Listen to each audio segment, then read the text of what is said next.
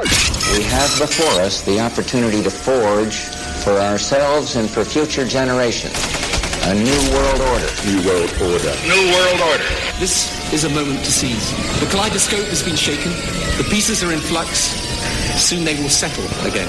Before they do, let us reorder this world around us. A new world order. A world where the United Nations is poised to fulfill the historic vision of its founders. Nevertheless, the United States is in a key position to shape this so that the problem of the Bush presidency will be the emergence of a new international order. The first decade of the 21st century, that out of what will be seen as the greatest restructuring of the global economy,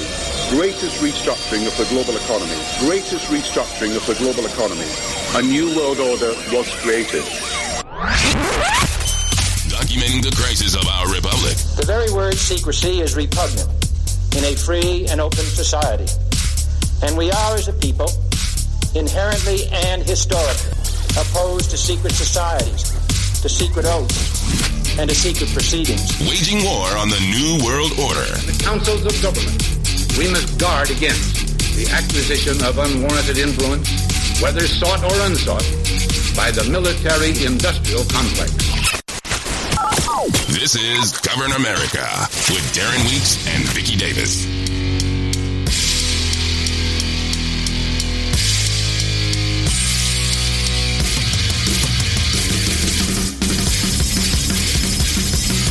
Live from FEMA Regions 5 and 10, this is Govern America. I'm Darren Weeks. Vicky Davis is here as well. As we've crashed right into a brand new year here. Talk about coming in with a bang. We are on the threshold of a major conflict in the Middle East. We'll get into that here a little bit.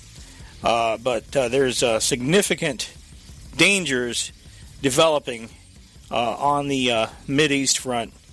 And it's something that's very, very worrying, to say the least. I think Trump has made some really stupid decisions, in my opinion, in the last few days.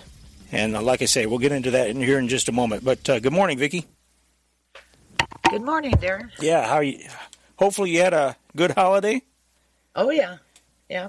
And we've very got quiet. You know, 2020 seems an awful lot like 2019. What's that? I said I sleep through New Year's Eve. Yeah. Well, there probably wasn't anything worth seeing anyway, especially on TV.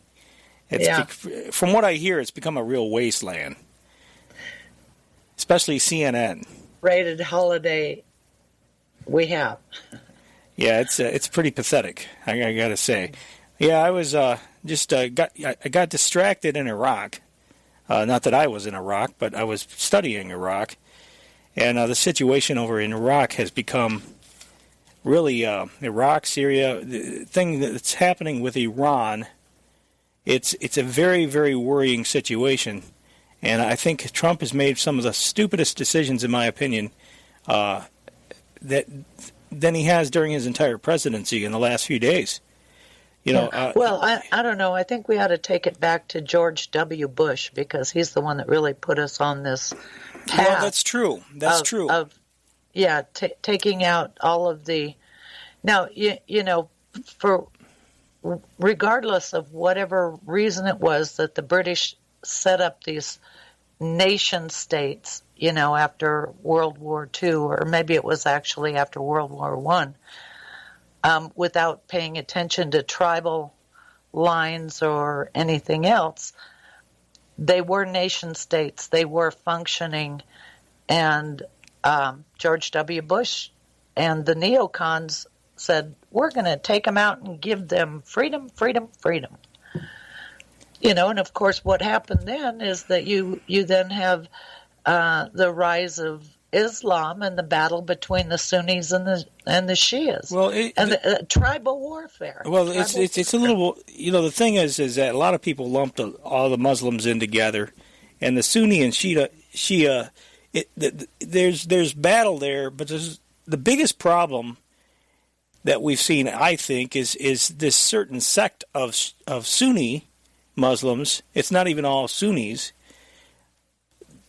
and that's the Wahhabists, the people that are in power in Saudi Arabia, who've never seen a head that they don't want to chop off. You know. Well, I wouldn't argue with you on that. But what I would argue is that what the hell are we doing there? Well, that's the point. This is their war. Absolutely. Their battle. And it's not our place to try and reform the Muslim religion. Let them fight it out. It's their business. Yes. And here's the thing.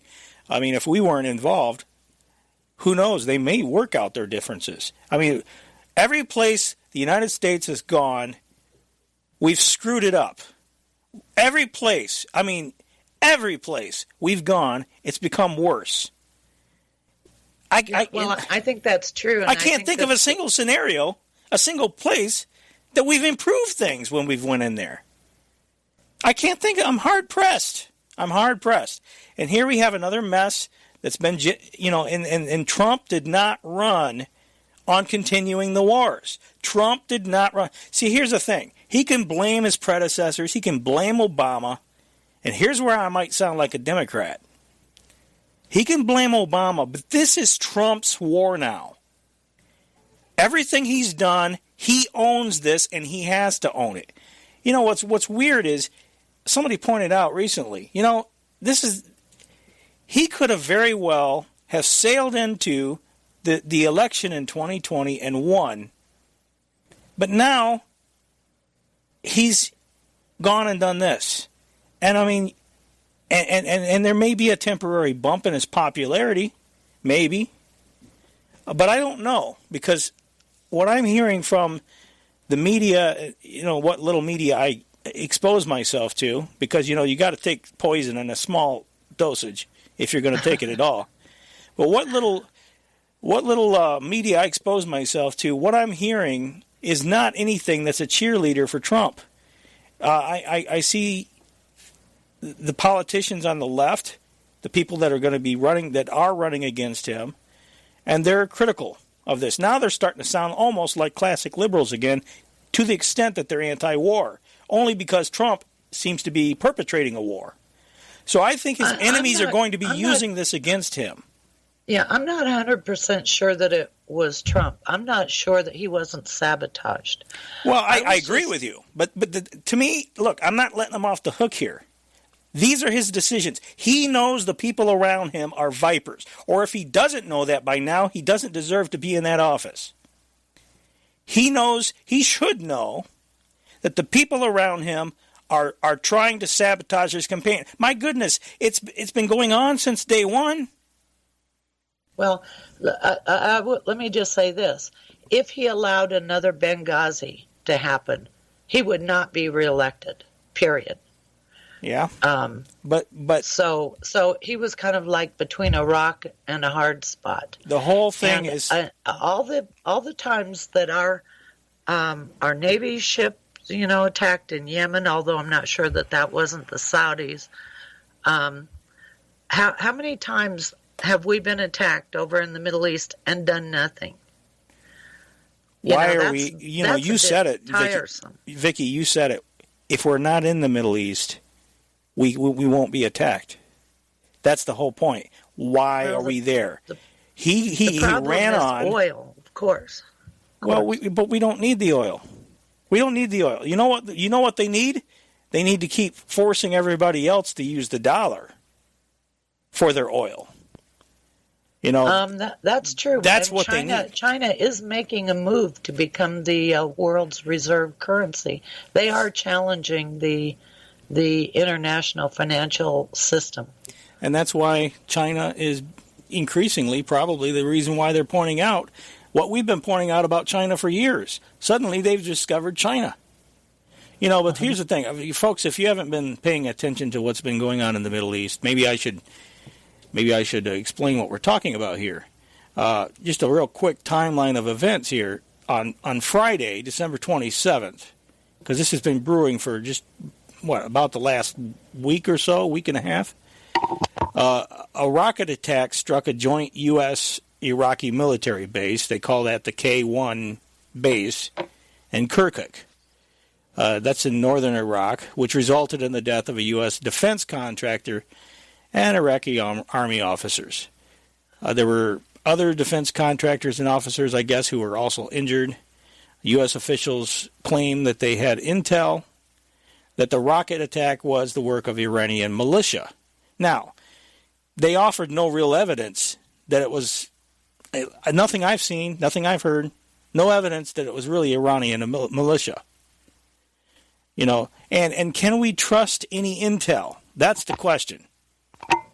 Didn't they say that Saddam Hussein had weapons of mass destruction? Didn't we go to war on an allegation of weapons of mass destruction in Iraq, which never existed? Supposedly we had intel for that too. But that never materialized. So how do we know they're lying? Because their lips are moving. Just to show you how the propaganda works. I'll get back to my timeline in just a moment. This is a former CIA station chief, Daniel Hoffman. He's appearing on Fox News. Yeah, well, Iran has been ratcheting up attacks on U.S. personnel and installations over the past couple of months. And look, history has shown that if we don't counter Iranian attacks against our people and defend ourselves, then we're never going to deter them down the road. The president has been very clear with his policy, and Secretary of State Pompeo earlier last month said that the United States would respond with decisive action, and we did. And that's really the only way to deal with Iran. It's important to make the connection. These are Iranian proxy militias carrying out Iran's strategic intent in Iraq against the United States. Okay, that is a flat-out lie. They have absolutely no evidence of this. This is the thing that's being repeated now on the media over and over and over again. Again, that guy was a CIA agent. So after the initial rocket attack, you had Defense Secretary Mark Esper. He called acting Iraqi Prime Minister Adil Abdul Mahdi and said that the U.S. was not interested in working with Baghdad to find out what happened and who fired the shots, but claimed that the U.S. already had intel from their trusted sources on the ground that the attack was carried out by a division of the Iraqi PMUs. And the PMUs are Popular Mobilization Forces. These are Iraqis who serve under the official Iraqi military command. But because they're Shia Muslims, and that's the key, folks, they're Shia Muslims, and Iran is largely a Shia Muslim country. See, they're calling these people terrorists. And if you go to Iran, Iran is a lot more. There's a lot of Christians that live in Iran, and they live there safely. Try being a Christian and going to Saudi Arabia and see what that gets you. Yeah, really. But there's a lot of Christians that live in Iran. So what does that tell you about the whole Shia Muslim community, if you want to use that word? They're a lot more westernized, or at least, moderate would be the word, I guess. Moderate. Officials and the media in the U.S. are referring to them, these people, as Iranian militia. Which, labeling them as Iranian militias, it enables the war-hungry neocon hawks to try to pin the blame on Iran for the attack so that then they can justify their retaliatory actions. And the retaliatory actions came very quickly. 2 days later, on Sunday, December 29th, Trump gave the order to bomb the Iraqi military base, striking 5 targets in Iraq along with the Iraq-Syria border, which the Pentagon said was controlled by the Iranian-backed paramilitary group. But the attack resulted in the death of Iraqi personnel, army officers, police, and soldiers, many killed and wounded. That's what set off the protests. The Iraqi protesters, many of those were friends and family of the people killed and wounded in the U.S. bombing. They attacked and stormed the embassy inside the Green Zone and broke windows and set buildings on fire or whatever. This is the footage you're seeing on the news, which again they're blaming Iran for that as well. It was just a lot of the embassy staff had to be evacuated or airlifted out. Trump then blamed that on Iran, but it was actually Iraqis who were angry about his policies. So that siege lasted until New Year's Eve, when everybody's getting drunk and watching balls drop and, reveling in the streets. And passing out and hugging the toilet. This whole thing was, they were in there trying to 100 U.S. Marines and 750 additional U.S. troops were sent to the Middle East, along with Iraqi forces, which were finally sent in to disperse the crowds. Despite the fact... Go ahead. I was going to say, it's the whole global plan that is that's bad. The whole global strategy. And they have been, our government and the media have been lying to us for years, because what they have been doing slowly is disintegrating the nation state while they built up these international governing institutions. Now the green zone is a special administrative region. And that's I'd bet anything that it is loaded with computer technology, and the idea is to facilitate commerce, but sub rosa, it is a military strategy of surveillance and control. Well, I don't doubt that one bit, and definitely it is an administrative zone. I agree with you on that. There's no question about that. Well, the whole global plan is for the global governing system to govern through special administrative zones. Yeah. Now, for a long time, I was calling them inland ports because that's how you would define them. They have different names for them. I've heard them called free trade zone, cooperative zone, areas of cooperation.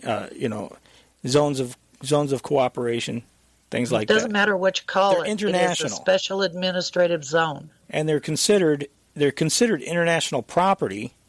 Here in the U.S., they don't even allow the county sheriff to have jurisdiction over them, which I think is absolutely ridiculous, because the county sheriff should be for that county, the chief law enforcement officer. But not when you're in an international zone. International law and international agreements that they called trade agreements that are not about trade. I don't see these international zones in the Constitution, though. Somehow they've left out. I must be overlooking that part. Well, they gave the Senate the power to ratify treaties. What they forgot to put in there was that if you ratify any treaties that weaken or that begin the destruction of the United States, then you've committed treason against the people of the United States. Mm-hmm. See, what they did when they passed the 17th Amendment to the Constitution is that they destroyed the balance of power in our government. Originally, the senators were selected by the state legislatures, and they were to represent the state's interests. Yes. But they made them just a super house. With the 17th Amendment, they made the Senate independent agents, a kind of super House of Representatives, and they have used their treaty power to sell out our country. Absolutely, they have. And where are we headed now with all of this? It's not looking good, Vicky. This has really got me concerned.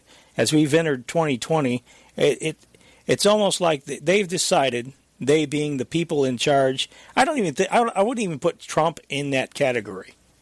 Yeah, I think Trump was a chosen stooge to push this agenda forward. He wasn't the one that they wanted to. Let me backtrack. I don't think he was a chosen stooge. I think he's a stooge. I think the one they wanted was the one they really, Hillary Clinton, that would go along full speed ahead. She's the one that wouldn't oppose anything at all. But Trump is a second best because he's a stooge that will listen to what he's told.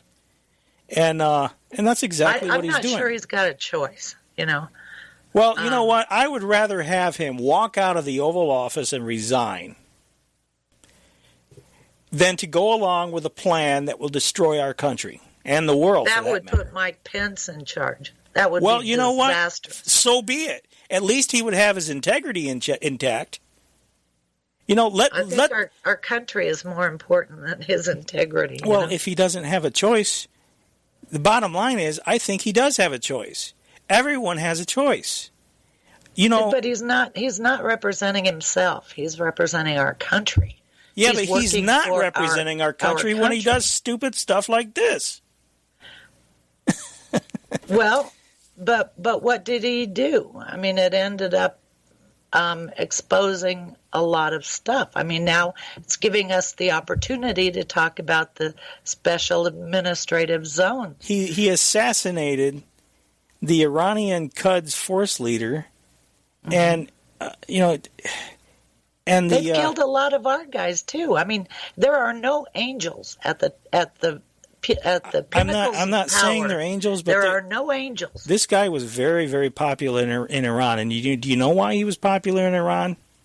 Because he was fighting ISIS. He was fighting the terrorists in Iran, in Syria. He helped win the war against ISIS, against these terrorists that were backed by the United States, I will add. And NATO, I'll bet. Well, and the Israeli Mossad, let's not forget them.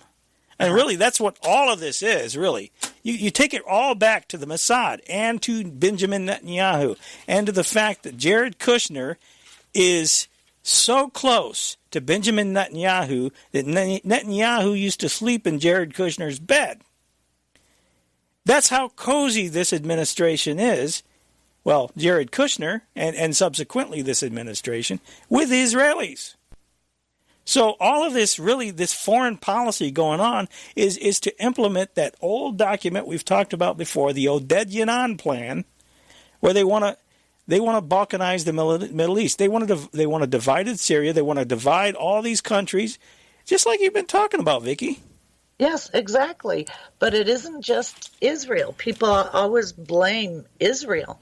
I blame Britain and the City of London, because this whole empire-building strategy originates with the City of London. Yeah, well, they're all in bed together. Mm-hmm. They're all in bed together. Yeah, anyway, so despite the fact that the crowd attacking the embassy were angry Iraqis that didn't stop lying war-hungry neocon scum like Mike Pompeo from going on Fox News and repeating the lie that they were backed by Iran. Well, what you saw was Iranian-backed terrorists. Many of them are individuals that have been designated terrorists by the United States and others, coming to the American embassy and posing a risk to American diplomats and personnel inside the embassy. Yeah, but it was angry Iraqis. I'd like to point something out. Yeah, go ahead. Why haven't we designated MS-13 as a terrorist organization? Who are the terrorists? Well, Mike Pompeo is I could answer that question with him. Yeah, exactly. Well, anybody that commits criminal activity, I guarantee you, the people in Virginia right now who are preparing to resist this state government push to take away their firearms, I guarantee you, they're going to be called terrorists. Oh, definitely. When the time comes. And Matt Shea, we talked about him last week. He represents the interests of his constituency. Therefore, he is considered a domestic terrorist. So any designation of terrorist really has to be examined, from the point of view of what position is it that they are holding. Are they trying to maintain their traditional governing system? Or are they called terrorists because they're fighting the New World Order, which seeks to destroy their nation state, and their lives? And how much can we believe of Mike Pompeo? I want to remind people, listen to Mike Pompeo in his own words when he was at Texas A&M last April, and he was talking to students. When I was a cadet, what's the cadet motto at West Point? You will not lie, cheat, or steal, or tolerate those who do. I was the CIA director. We lied, we cheated, we stole. It was like we had entire training courses. And what's amazing about that clip is that they're applauding that. Isn't that incredible? Yeah, it is. But Mike, Mike Pompeo. That's crazy. The government doesn't lie to people. Oh no, you can believe everything they tell you. Yeah, and even if that was true, he should not have told that to those young people, because what he did is to legitimize lying, stealing, and cheating. You know what? I disagree. I'm glad he told the students that, because you know what? They need to know that. I think it's fantastic that we have that clip to play now, because anybody that says that Mike Pompeo's telling the truth, that clip can haunt Mike Pompeo and will haunt him for the rest of his career. Well, I agree with you. I am of two minds. When you're dealing with young people, there are things that you don't tell them, because then it makes those things okay. So from that point of view, from the adult point of view, and from somebody who loves their country and wants to have a legitimate government, I mean, we all know that when you're doing things at the international level and whatever, things may not always be on the up and up, and that's just the ops that go undercover. Yeah. They go undercover because they're trying to catch bad guys, so they lie. Well, he's bringing these people. Deal with it. He's bringing these people under his wing. He's because here's the thing. I guess these are the people that are going to he's planning on bringing them into the agency. So hey, you want to make a bunch of good little liars out of them. Right. Yeah, I totally agree with you. All right, here's the bottom of the hour already. Unbelievable. We'll be back in a moment, folks. We're just getting started, believe it or not. Vicky Davis is here. I'm Darren Weeks, kicking off 2020 with a bang. Stay with us. This is Govern America. Where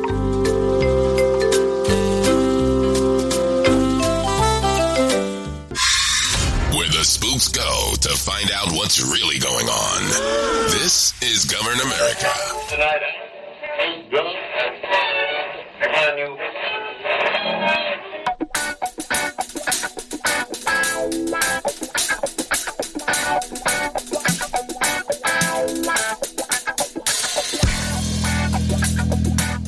When I was a cadet, what's the cadet motto at West Point? You will not lie, cheat, or steal, or tolerate those who do. I was the CIA director. We lied, we cheated, we stole. It was like we had entire training courses. Welcome back to the broadcast. This is Govern America. Vicky Davis is here. I'm Darren Weeks. As we continue on here, the website for the show is governamerica.com. governamerica.com. A lot of news and information up there right now, and it's continuously updated. And Vicky Davis has her website as well. Go ahead and give your information out there, Vicky. Okay, my website is thetechnocratictyranny.com, and my email address is posted there on the website. I also have an older website called channelingreality.com, and the link to that is also on my website, thetechnocratictyranny.com. All right, very good. And we're talking about the situation right now in the Middle East and how it connects really to the larger picture worldwide. And, the pattern of destroying nationhood and creating unrest everywhere you go. And I think that pattern is going to continue, I'm afraid, in the United States as well, as we have the situation brewing in Virginia. And I keep coming back to that right now because that, they fomented all of this unrest, all of this. Really, it's not unrest yet, but to a certain, we have pockets of unrest here and there. We have agitators protesting in crowds, doing certain things that to try to set people off, to try to make people angry, to try to exacerbate the mental illness that's breeding in society right now. We got half the population on drugs, Vicky. Well, half the people are all drugged out. It's because of what they've done to destroy our country. You have your own Congress destroying your economy and lying to you the whole way about it. Oh, we're going to sign this next trade agreement and things will be just great. The economy's going to be booming. And every trade agreement they've signed, the economy has declined. But you wouldn't know that by young people out there, huge debt, college debt, and their life opportunities at any meaningful job are greatly diminished. Well, you wouldn't know that by looking at the economy being declined, by looking at the stock market, because it's setting new records all the time. So people would counter you by saying that, the stock market has never been for Main Street. Yeah. Well, every time, and I remember I used to watch it with my husband. He was a lot more knowledgeable about the stock market and all that than I was. But every time the unemployment number went up, Wall Street went crazy. They loved it. So whatever hurt Main Street was good for them because they were betting against Main Street. Well, you got a lot of executives and CEOs that are getting rich off of this whole thing. Absolutely. That's why there's been a concentration of wealth.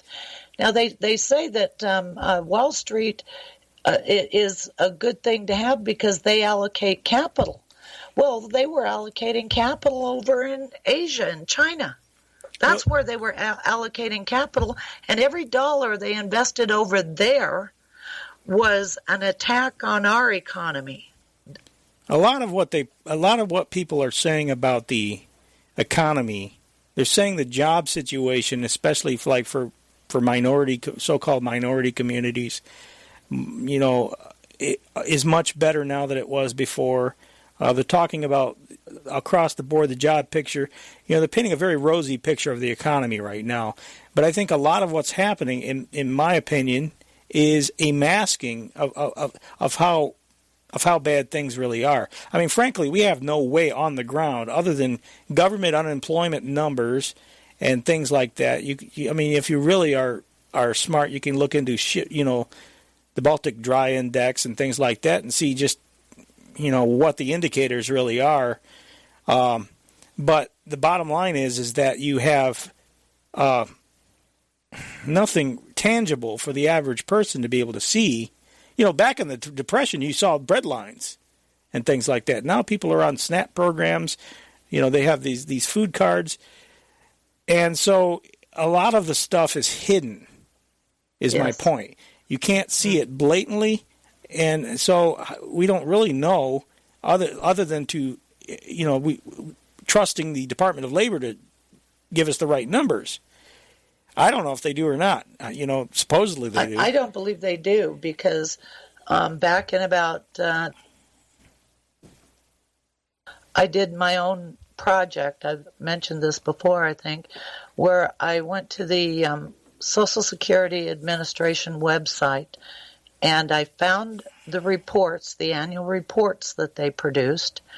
And during the 2000 to about 2004 or 2005 time frame, when we were suffering mass layoffs, that were so big that they couldn't be hidden,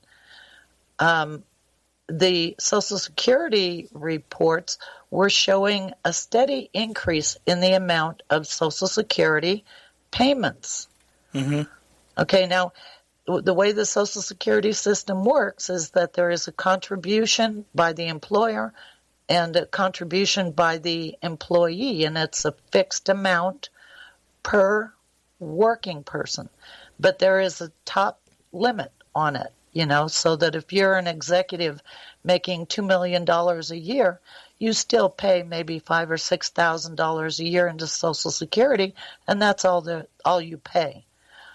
Well, what I saw in those reports is that our government was using a model. They were not using actual statistics because you could tell by the absolutely even amount that the numbers went up every single year. And it just simply was not possible that they were reporting actual statistics with the mass layoffs, but they're still showing an increase in Social Security receipts. Mm-hmm. Yeah, there's a lot of little tricks that I noticed during the Obama years that they would report one number first and then later on adjust the numbers up. They did that a number of times. So you get all the headlines toward the first number, and then they would quietly change the number. That's right. And it's like, okay, I caught on because what it was, if I hadn't have been looking at that very closely every week and covering it on the show, I might not have noticed it.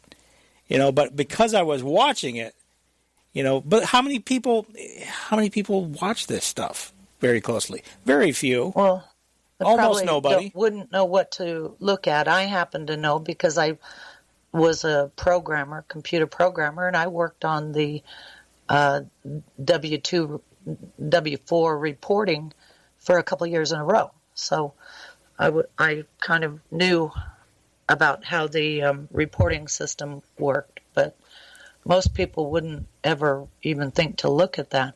But what I was seeing in the newspapers, we had open access to the regional newspapers like the San Francisco Chronicle and the Oakland Tribune, and they were all open at that point. They weren't behind a paywall.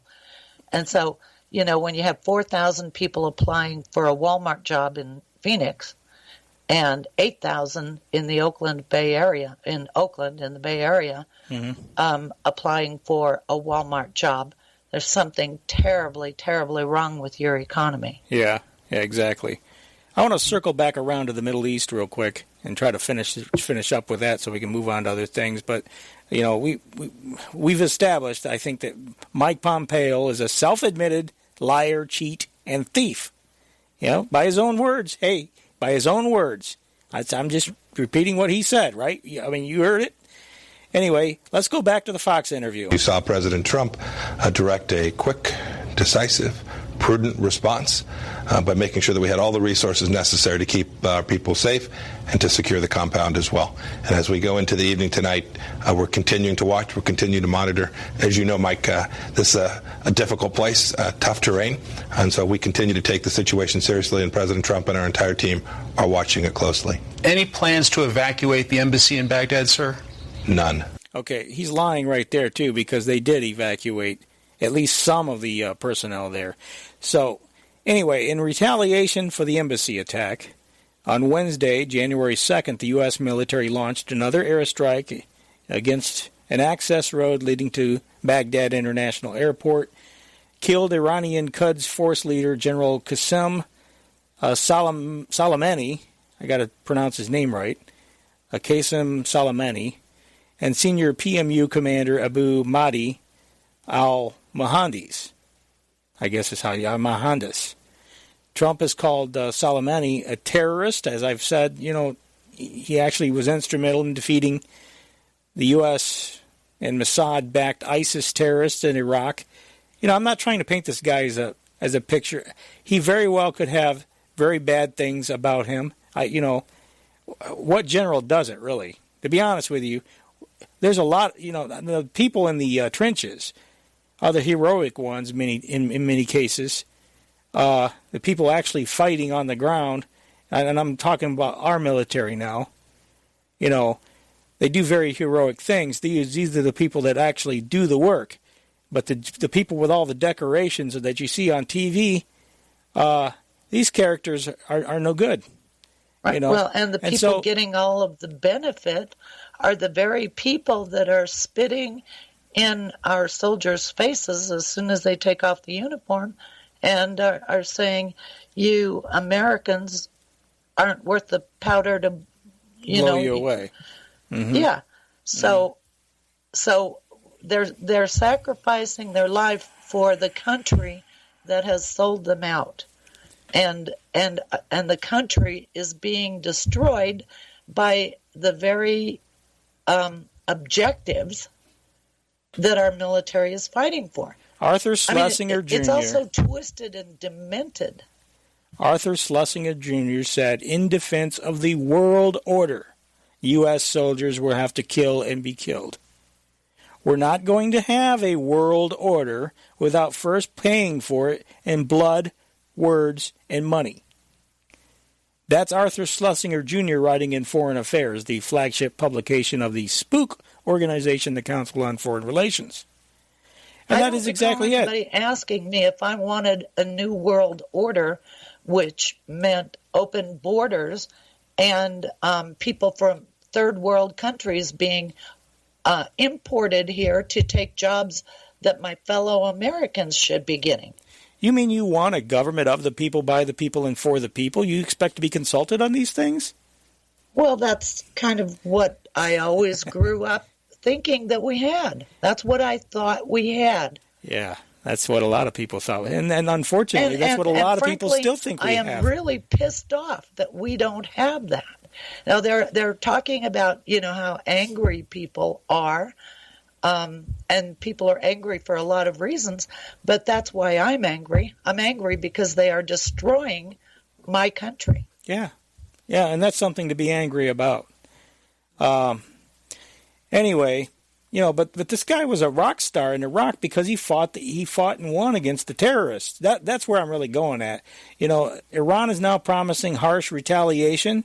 So Iran is pissed. The Iraqis are pissed.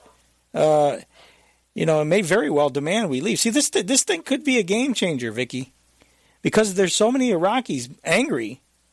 This is a very dangerous escalation, and it'll put our troops into more danger because as long as they're there, right. We should be. Trump needs to pull them out. He needs to quit listening. He needs to fire his son-in-law, kick him out of there, quit listening to Netanyahu and that whole bunch, fire Mike Pompeo, and bring the troops home like he said he would. Here's the thing. Just like Obama, I remember very distinctly playing the audio from Obama repeatedly on the show, where he said, as soon as I'm elected, the first thing I'm going to do, he says, we're going to bring those troops home. You can take that to the bank. Yeah, right. In fact, I probably I don't have it here. I was going to say I could probably find it because we probably have it in the archives. But it's easy to find. Type it into YouTube. I'm sure the videos are still there, despite the fact that YouTube takes everything else down. You probably could find that one. But the point is that Obama couldn't do it. And why couldn't Obama do it? I thought he was just lying through his teeth when he said that. Now I think he probably thought he could really do it. Once you get into that Oval Office... Same as Trump. Well, you know what we have in Washington, D.C.? We have a bunch of inbreds whose parents and maybe their grandparents have been there in Washington, D.C., for decades and decades. And they're following the same game plan that was established probably going back to 1919 when they established the League of Nations and then ultimately the United Nations. And all of this is to destroy the world as it was, the Westphalian system of nation states. They think that the world has outgrown the idea of the nation state. Yeah. And so, but the thing is that the Westphalian system was decided in 1643 or 1649, somewhere around there, was designed to solve the problem of religion and culture in Europe. And it did that. What it was is that each prince would have a geographically defined territory, and they would set their own rules for their society within those geographic boundaries. Mm-hmm. And that put an end to 1,000 years of war in Europe. Well, human nature has not changed. No matter how sophisticated these idiots are in Washington, D.C. and at the elite universities, and how sophisticated they are that they can sit around a table and communicate with their intellectual peers of other countries, human nature on the ground where we live has not changed. And I don't want to live next to people who have a different culture who insist that I adopt their culture. Yeah. Well, and it's even worse. I mean, I could stand living next to them. The problem is now they're planning to drop the border so that we don't just live next to them. They live on top of us. Well, it's the whole cultural thing.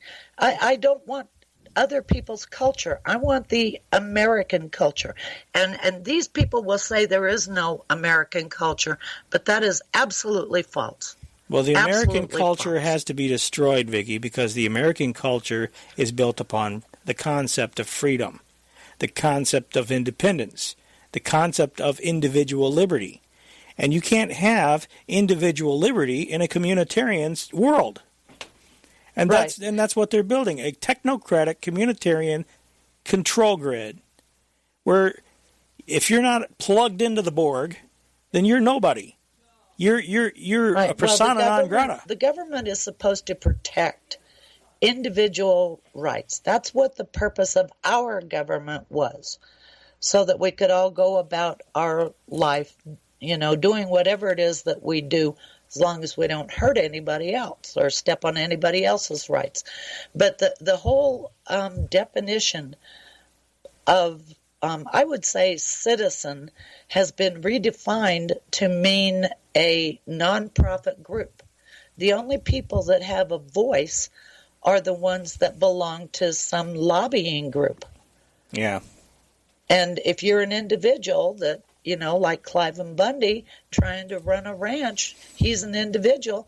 And so what does he have? He has all these environmental groups setting up conditions, colluding with the government to steal his property. Yeah. Yeah, that's and it's some of the most independent people in the world, ranchers, because they have to be. They know how to do things. They know how to fix things. They don't need anybody. And you can't have people that don't need anybody. You can't have independent growers. Everything's got to be corporatized today, Vicky. Yeah. I was talking to a woman whose father was in ranching, and she was telling me that they collectivized the slaughterhouses, so that that there are only a few slaughterhouses around in the country, and if you don't do business with those slaughterhouses, you can't have your animals slaughtered. Yeah. So our government has created monopolies, and those monopolies, of course, serve to put the independents out of business. Well, whether they've created them or they just stood out of the way as they've created themselves. See, this is the proper role of government, is to prevent this sort of thing. I don't agree with these free market people. I'm a free market guy, but only to a certain extent. I mean, I'm all for the free market, but when the free market leads to monopolies, it leads to corporate control of everything. That's where I say the free market needs to be interfered with. Well, I don't even use that term, because that's one of those terms like sustainable development. Right, exactly. That has been redefined. Well, so people, when you say free trade, people get in their mind the old idea of what a free market was. But that's not what the free market in globalization. Right. Free market in globalization means that communist China can flood our market with their cheap imports and put our domestic businesses out of business, or force them to move to China to produce in China and then re-import back into our country. Yeah. That's what free trade was all about. They use these terms, like you were just saying, free market, free trade, sustainable development. What it's designed to do is it's designed to wrap something really, really ugly and nasty into a nice, slick marketing package to sell it. It's all about That's exactly selling. Right. It's marketing. That's all it is. It's marketing. And, brand. Let's push the brand. Anyway, we were talking about the Middle East. I think we covered that pretty well. Here's the thing, folks. How do you know they're lying? Look, let's go back. Let's go back to the OPCW for a minute. This organization for the prohibition of chemical weapons, which I believe is an arm of the United Nations. Now we've had 20 inspectors, Vicky, dissent from the Syria chemical attack narrative. 20. We're up to 20 now. I mean, how many people did they send originally to inspect on the ground? You know, we talked about that Nobel Prize-winning journalist that went over there and interviewed a bunch of people and couldn't find a single person that said there'd been a chemical weapons attack there. Not one person could he find of the ordinary residents that said that there was a chemical, and also there was a guy from One American News. There were 2 journalists on the ground, both of whom tried to find a single person that said that there was a chemical weapons attack there. Nobody could find one. Then we started having whistleblowers come out after this OPCW report was put out. And people were, some of the inspectors said, no, that's not how it happened. First it was 1, then it was 2. Then all of a sudden, now we have 20 different inspectors coming out and saying, that's not what we said. What's in that report is not what we said. So what's going on here? They're lying about it. The OPCW has no credibility whatsoever. WikiLeaks just put out part 4 of their document dump on this on December 27th. They say, today WikiLeaks releases more internal documents from the OPCW regarding the investigation into the alleged chemical attack in Douma in Syria, folks, in April 2018. Now, keep in mind, I just want to refresh people's memory, because this was a big attack, like some before it, which was being used to try to push the United States into a war. You know, the whole idea was Assad has to go. And we heard that over and over again during the Obama years, too. You know, John Kerry, Assad must go. You know, and over again. And Trump had decided, apparently, in one of his moments of actual sanity, had decided to try to keep his campaign promise and bring, at least move some troops, if, you know, try to, I guess, bring them home. Some of them, he was trying to do something they didn't agree with. And so you had this event happen, this alleged attack, which more and more looks like a staged event. But WikiLeaks says one of the documents that they've just released is an email exchange dated 27 and 28 February between members of the fact-finding mission, FFM, deployed to Douma, and the senior officials of the OPCW. Email from Sebastian Braha, chief of cabinet at the OPCW, where he instructs that an engineering report from Ian Henderson should be removed from the secure registry at the of the organization. Quote, please get this document out of DRA, the Document Registry's archive, and please remove all traces, if any, of its delivery /storage /whatever in DRA. End of quote.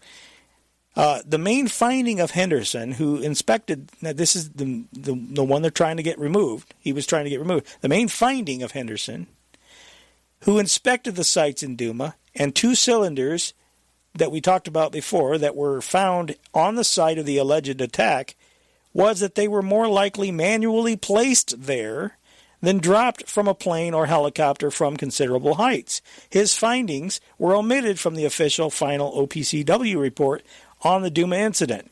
Another document released today, that's December 27th, is minutes from a meeting on June 6, 2018, where 4 staff members of the OPCW had discussions with 3 toxicologists / clinical pharmacologists and 1 bioanalytical and easy for me to say, chemist, all specialists in chemical weapons, according to the minutes. The purpose of the meeting was twofold. The first objective was to solicit expert advice on the value of exhuming suspected victims of the alleged chemical attack in Douma. According to the minutes, the OPCW team was advised by the experts that there would be little use in conducting exhumations. The second point was to elicit expert opinion from the forensic toxicologist regarding the observed and reported symptoms of the alleged victims. More specifically, whether the symptoms observed in victims were consistent with exposure to chlorine or other reactive chlorine gas. Can you hold on that and go to the break, I think? Oh, yeah. I lost track of time. We'll be back, folks. Stay with us. We have before us the opportunity to forge for ourselves and for future generations a new world order. New world order. New world order.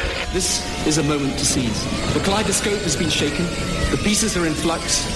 Soon they will settle again.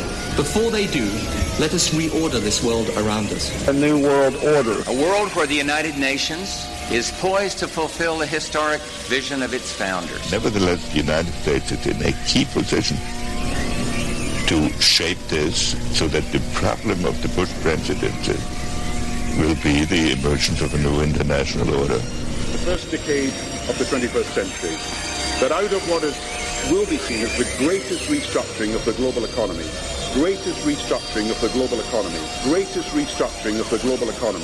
a new world order was created. Documenting the crisis of our republic. The very word secrecy is repugnant in a free and open society. And we are, as a people, inherently and historically opposed to secret societies, to secret oaths, and to secret proceedings. Waging war on the New World Order. The councils of government, we must guard against the acquisition of unwarranted influence, whether sought or unsought, by the military-industrial complex. This is Govern America with Darren Weeks and Vicky Davis. Live from Fremont Regions 5 and 10, this is Govern America on the very first show of the new year. It's January 4th, 2020, and I found out at the end of the last hour that clocks work a whole lot better to tell you the time if you actually look at them. But anyway, I haven't done that. I don't think I've done that in a long time. Almost sailing right through a break, so thanks for letting me know. Anyway, we're talking about the Organization for Prohibition of Chemical Weapons, this latest Wikileaks document dump that happened. And by the way, we wouldn't know anything about this. We would be completely unaware that this was going on if it weren't for the fact that Julian Assange established WikiLeaks. And right now he's over there in Belmarsh prison, rotting away.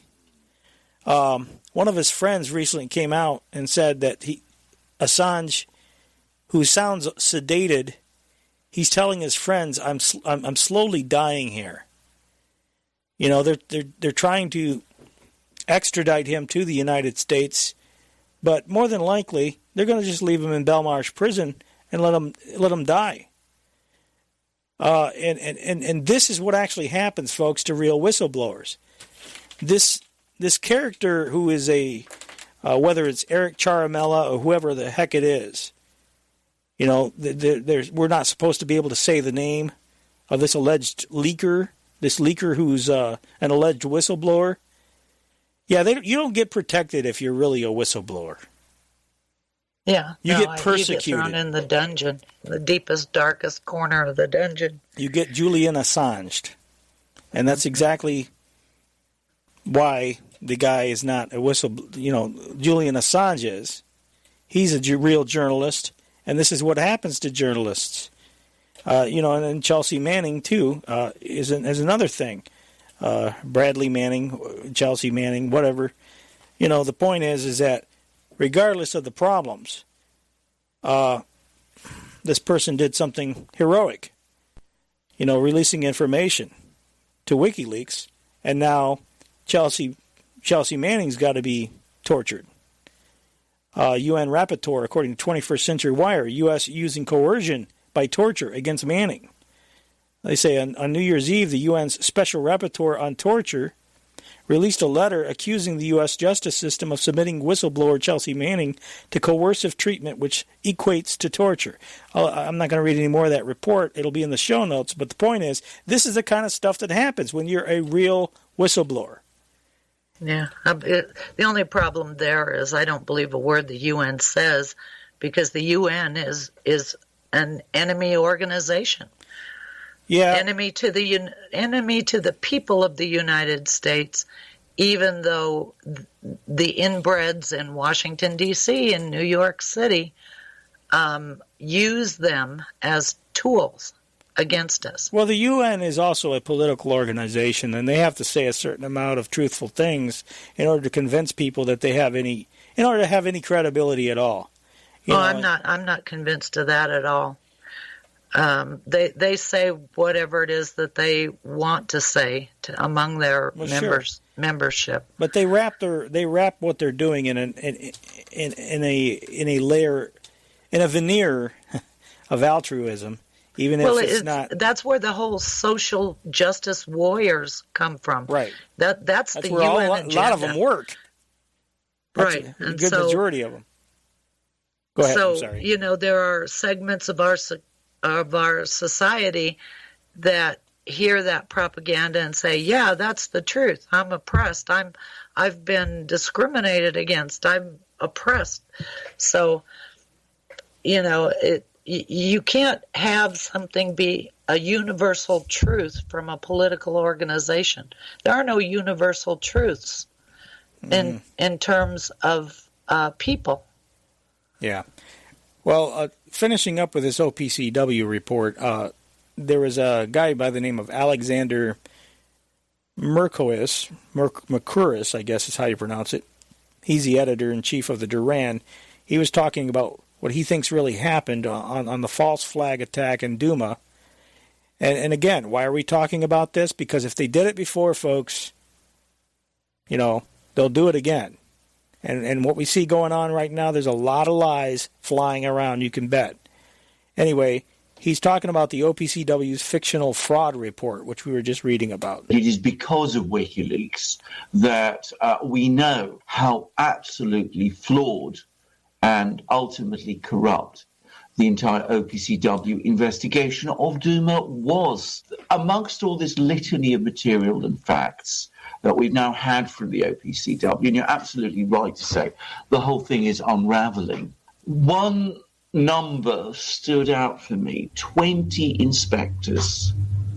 That looks like the entire team that was sent to Douma, with one exception, are unhappy with the final report and feel that it misrepresents their findings. What it shows is that the inspectors went to Douma, discovered one set of facts, and the highly politicized secretariat in Vienna, the OPCW secretariat in Vienna, then put together an entirely different report based on a completely different set of largely invented facts.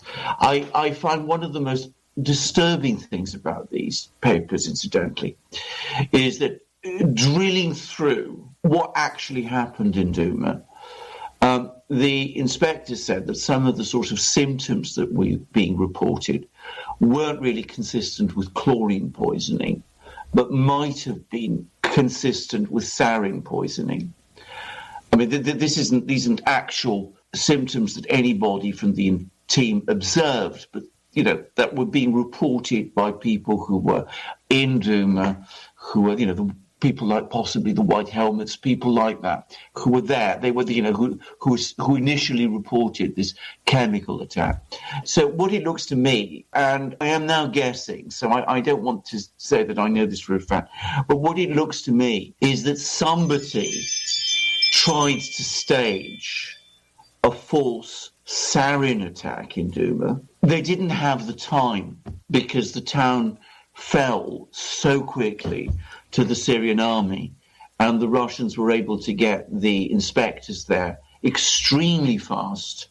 So very hurriedly, they tried to change the story to one of chlorine poisoning. The inspectors came along to Douma and found that there were indeed traces of chlorine, but of course chlorine regularly appears in urban environments such as in Douma, and apparently the inspectors were extremely unhappy that these chlorine traces were reported at all, because they felt that they were so small as to be normal background chlorine, as you would expect in an urbanized setting. So it seems to me that that is what happened, an attempt to fabricate a sarin attack, which didn't quite come off, and instead a rapid reversal to try to make it look, try to claim it was a chlorine attack instead. That's a theory. What is beyond dispute, what is now absolutely indisputable, is that the inspectors who went to Douma reported things that were completely different from what is in the final report, and that they are extremely unhappy by that report and the way that it misrepresents their findings. That sounds like a very plausible theory, to me anyway. Well, yeah, and I would say so. And one thing is that under the standard definitions of things, sustainable development, chlorine is a potential biochemical weapon. Mm-hmm. And, all of the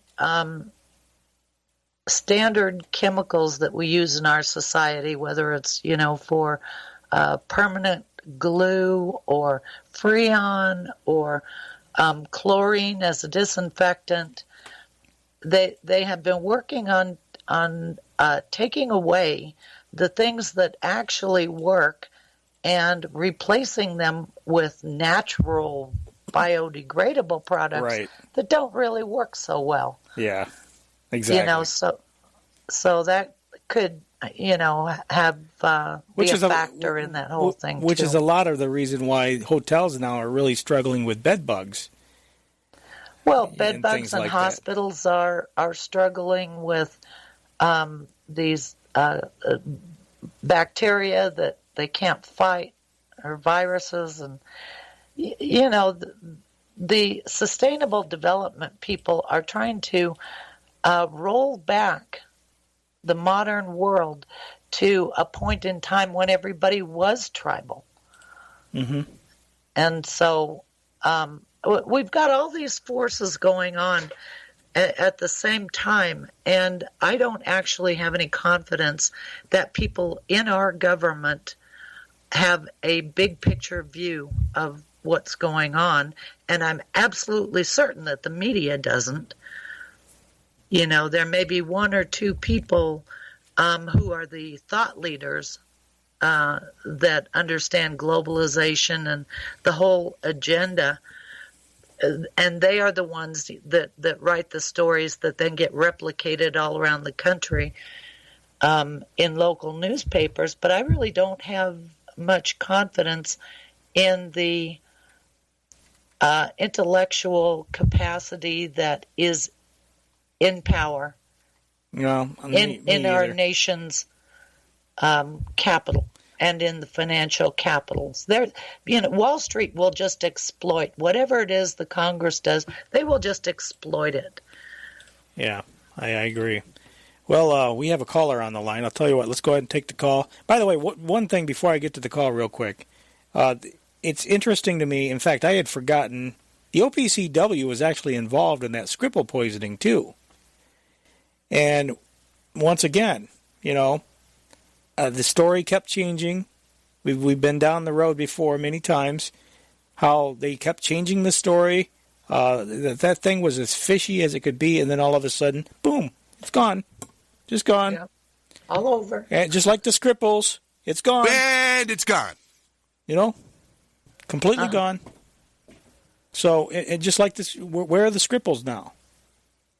They've been disappeared. Where's Joseph Mifsud? He's disappeared. All these people, Ghislaine Maxwell, where is she? Why do we know? Why don't we know where she is? All these people, just poof. That's poof. funny. They're all gone. Anyway, Dan in Kentucky, you're on the air. Go ahead. Morning. Happy New Year. Happy New Year to you. And Darren, great show as always. Thank you. There's a poem people can Google that I heard on National Public Radio, of all things, 40 years ago. It's called The Development Set, and it's the jet set lifestyle of all these sustainable development people that has been going on forever. The Development Set. It's really a good poem people can read. But also, George Orwell's real name was Eric Blair, and his father was in the opium trade for the Brits in Burma. And Vicky, you're right that the City of London is responsible for all of this balkanization plan. They started the ADL, by the way, in B'nai B'rith. So, they're behind all of this. But this is really Zionism. Yes. To break up and balkanize the Middle East for the globalists. The reason I mentioned that, Orwell, is the reason he wrote 1984 is he was involved in the Spanish Civil War, and he realized that they were running the fascists and the communists from both sides, and it made him paranoid, and that's why he wrote 1984, and then he moved to the northernmost island of Scotland, where they couldn't get to him except by mailboat once a week or helicopter because he was paranoid they were going to kill him. And by the way, the story in Picasso's painting of Guernica, it blamed it on the fascists, but there's a book called The Witness to a Century that said that the communists really did it. So Orwell knew all this is going on. And I bring up Orwell because if people look up Hempher, Hempher Memorial, henrymacau.com had a link to it, but it's a memoir of a British agent in 1730 who was sent in to destabilize the Ottoman Empire, and he created Wahhabism.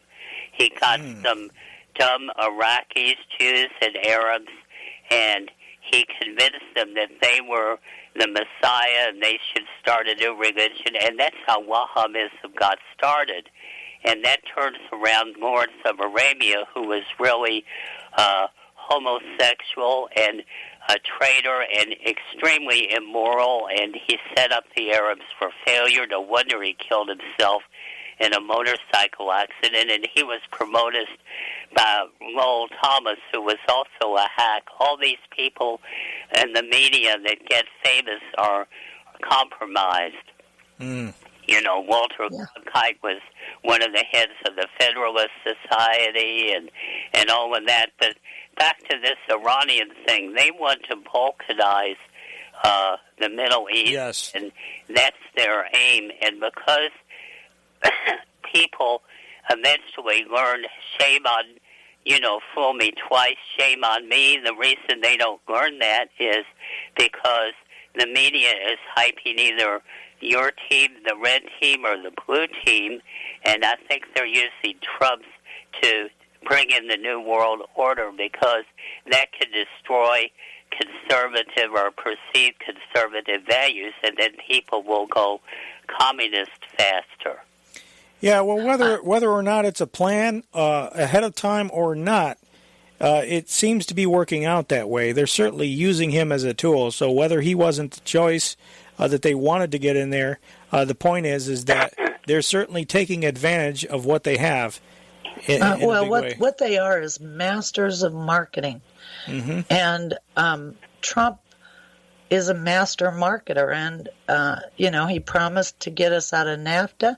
So what did he do? Negotiate USMCA.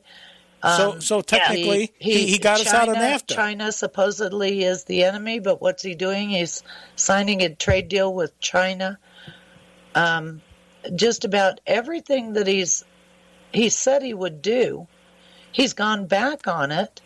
But because he is such a master marketer, people believe what he's saying. Well, his personality. And he's saying just the opposite of what he's doing. His personality. This is the art of making the deal, but people never ask who's the deal for. It's not for us. Right. Exactly. That's certainly true. Well, you know what? I think people. I was watching a video, and they said that when the nation state begins failing, and it no longer serves as a protector of the people look for a strong man. And Trump came along right when we needed a strong man. And that's the image that he was marketing, was the strong man. He's going to drain the swamp and all of the rest of that stuff, and he's done everything just the opposite. But people are still looking for the strong man, and he's providing it. Hold on, one at a time. It said we could do the illegal right away. The unconstitutional takes a little longer. Well, now they got a strong man in there to push the so-called conservative side, and then the communists are waiting in the wings because they're both controlled by both. But I think one thing, Orwell's book is famous because he exposed both sides. I think if people focus on Ghislaine Maxwell, because the pedophile network is headquartered in Israel, the money system is headquartered in the city of London. Paladin is doing a lot of good research to expose and name criminals and show them that they're scared. And if people keep focusing on that, like 1984 on both sides, or like Animal Farm, same story, then we can get our message across, because the only way they can win is to have the blue team versus the red team when they're both rigged. Yeah. Well, we have to find. I totally agree with you on that. And this is a way that these are tools that they use to divide Americans. And once again, the divide and conquer strategy. And that's one reason why I love Fault Lines and what they're doing over there. They're trying to bring both sides together, and it's unfortunate that foreign policy is the only way that they can seemingly do that. But I guess you have to have a starting point somewhere.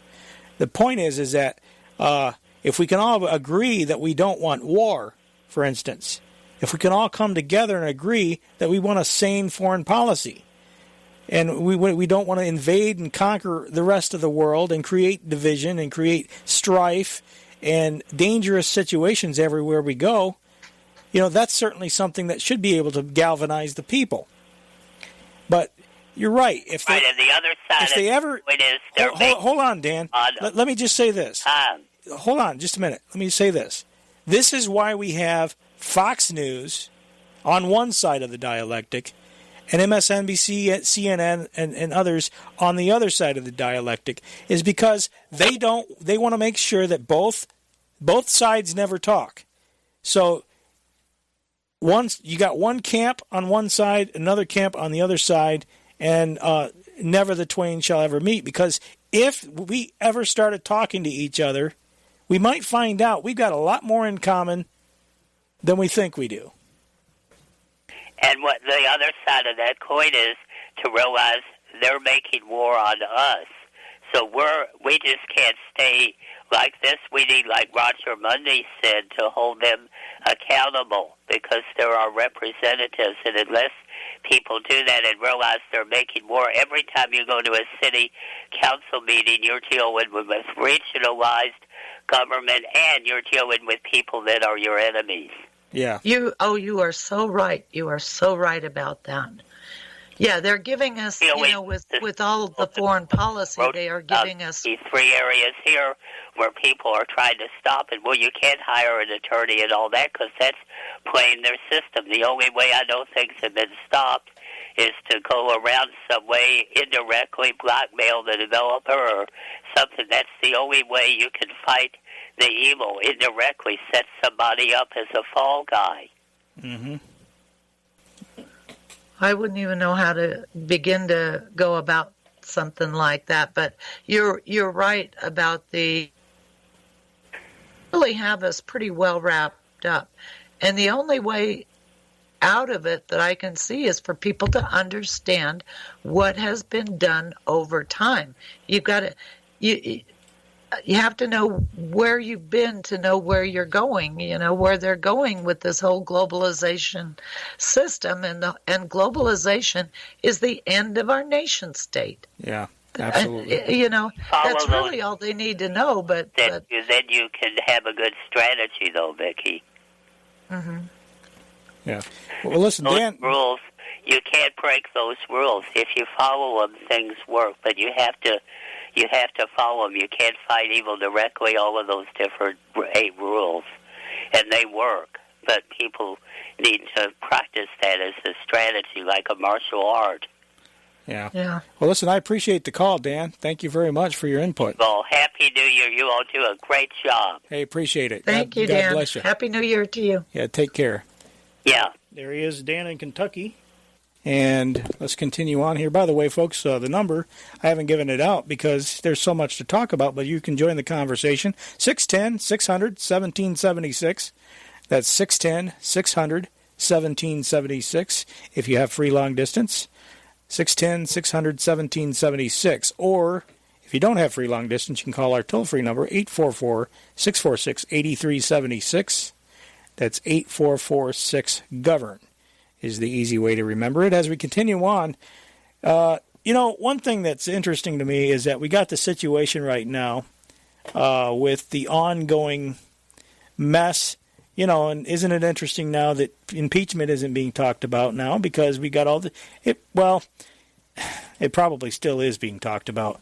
But what didn't get talked about very much was the fact that Andrew McCabe, I don't know if you've even heard about this, Vicky, but he got caught in his own lies. He flip-flopped on the origin of a Wall Street Journal report and then apologized for changing his account. Basically, he lied to the FBI. Andrew McCabe. Yeah. Isn't it interesting? You didn't hear about this. No, I didn't hear about it. The Daily Beast, well, they're saying now he's facing criminal charges possibly. I think it'll probably be a cold day in hell before that ever happens, however.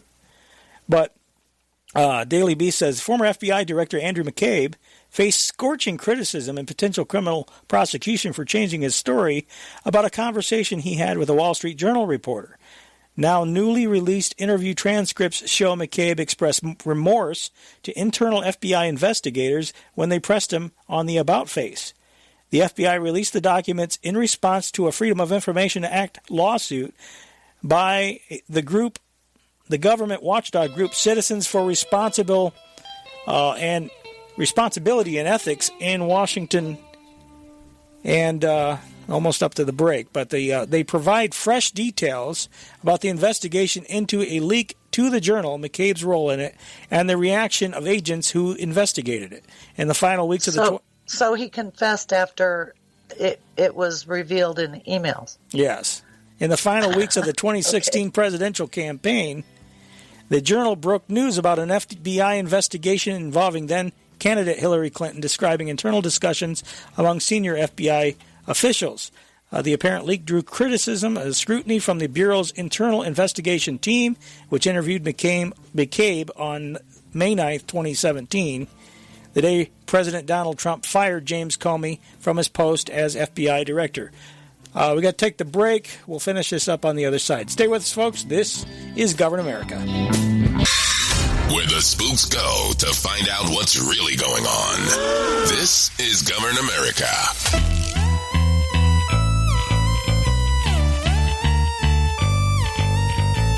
And we're back. This is Govern America, halfway through the show right now, as it continues to be the 4th of January, 2020. I'm going to slip up and say the previous year. I just know it always seems to happen once in a while. Anyway, we're back. We were just talking before the break about how Andrew McCabe, number 2 at the FBI for a while, he's now been fingered as having been a person who's lied to the FBI. And how much are we going to hear about this? Will there be any consequences?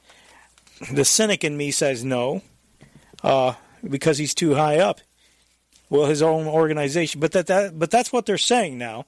On August 18th, according, again, from the Daily Beast, FBI officials met with McCabe in an attempt to work through what they said was, quote-unquote, conflicting information they had gathered about the possible leak to the Journal. I need to know from you, an agent said, he told McCabe in a sit-down meeting. Did you authorize this article? Were you aware of it? Did you authorize it? McCabe then looked at the story he had reviewed months earlier. The FBI investigator described his response this way, quote, and as nice as could be, he said, yep, I did, unquote. The investigator then said that things had suddenly changed 180 degrees with this. The interviewers stopped taking notes on what McCabe was saying, and the agent indicated their view of McCabe had changed. He was no longer a witness or victim. In our business, we stop and say, look, now we're getting into an area for due process, the agent said. Well, the thing that's curious to me about that is that they stopped taking notes. See, that bothers me. Because if you're an investigator, why would you ever stop taking notes? Right. You should never. And why are they taking notes anyway? Why aren't they recording? Yeah, well, that's a good point, too.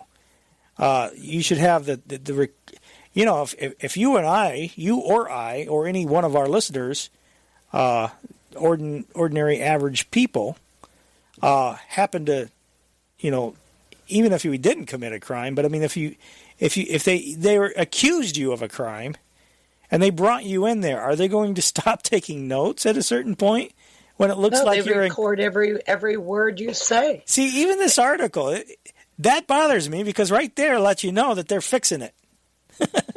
Yeah, they're fixing it. I mean, it's like, oh, we're supposed to believe he's going to go to prison. No, he's not. Because they're telling you right there they're protecting him. Right. Anyway, the agent said that the team did not raise that line of thought with McCabe. I was very careful to say, with all due respect, this is what you told us. This has caused us some kind of, sidetracking here now with some information other people have told us. The agent's next comment to McCabe took on a frustrated tone. I remember saying to him, I said, sir, you understand that we've put a lot of work into this based upon what you told us. I mean, and I even said, long nights and weekends working on this, trying to find out who amongst your ranks of trusted people would do something like that. And he kind of just looked down, kind of nodded, and said, yeah, I'm sorry. So he's sorry, Vicky. He's sorry. That should be good enough. Okay. Yeah, everything's fine now. He apologized. So what's the problem? Let you or I get in there and lie to the FBI. And we'd be charged with obstruction of justice. I mean, they would have so many charges on us. I mean, it would be longer than a county ditch if you stacked it up. Actually, truth be told, you don't even have to lie to the FBI because they'll lie that you did lie. So, well, this is true. So they'll do it for you. Are you suggesting that these federal agents somehow could be dishonest? Lie, cheat, and steal. That's what Pompeo said, right? Well, here's the thing.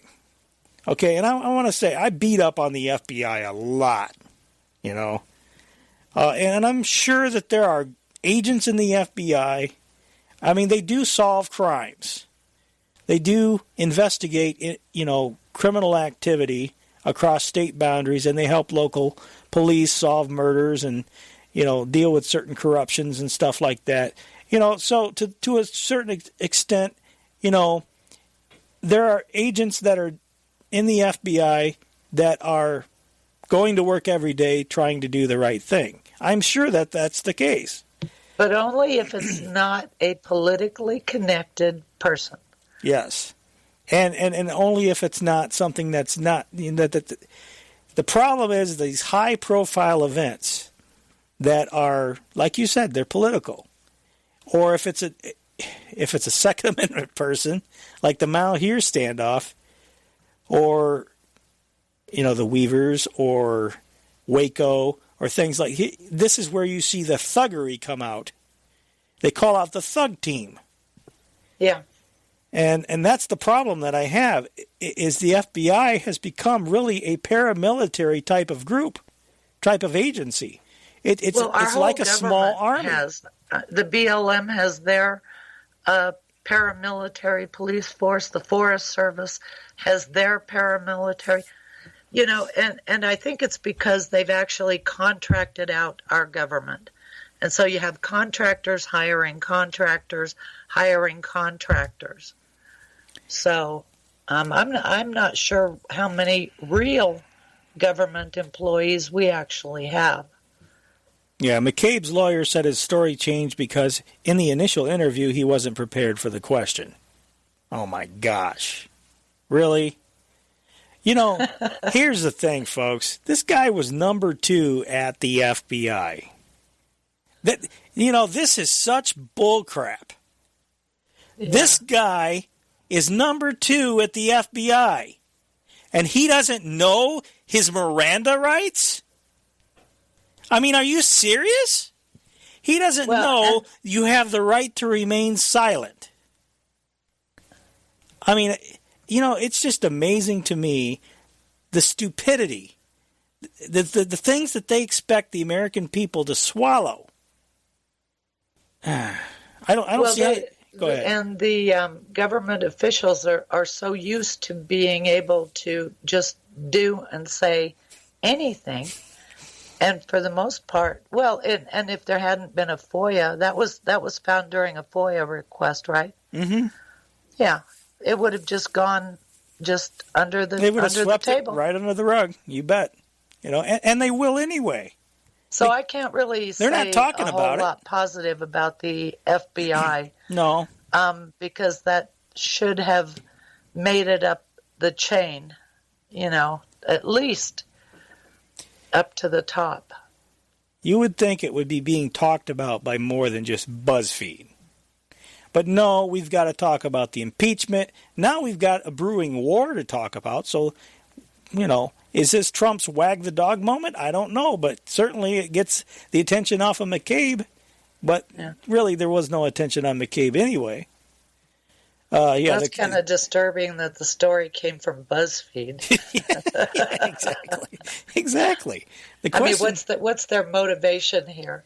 Well, can't be good. It was a scoop, I guess. But hey, I'm glad they reported it because nobody else did, as far as I can tell. The question surprised McCabe, and he didn't give his answer a second thought because Comey was fired shortly after the interview concluded, and his world turned upside down. Poor McCabe.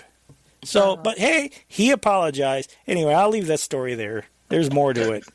I'm sure we could probably get more kicks out of it if we tried. But anyway, but the situation is very worrying as time progresses. With we have sheriffs right now. The Washington Examiner says sheriffs may go to jail to protect Second Amendment sanctuaries, Kentucky congressman said.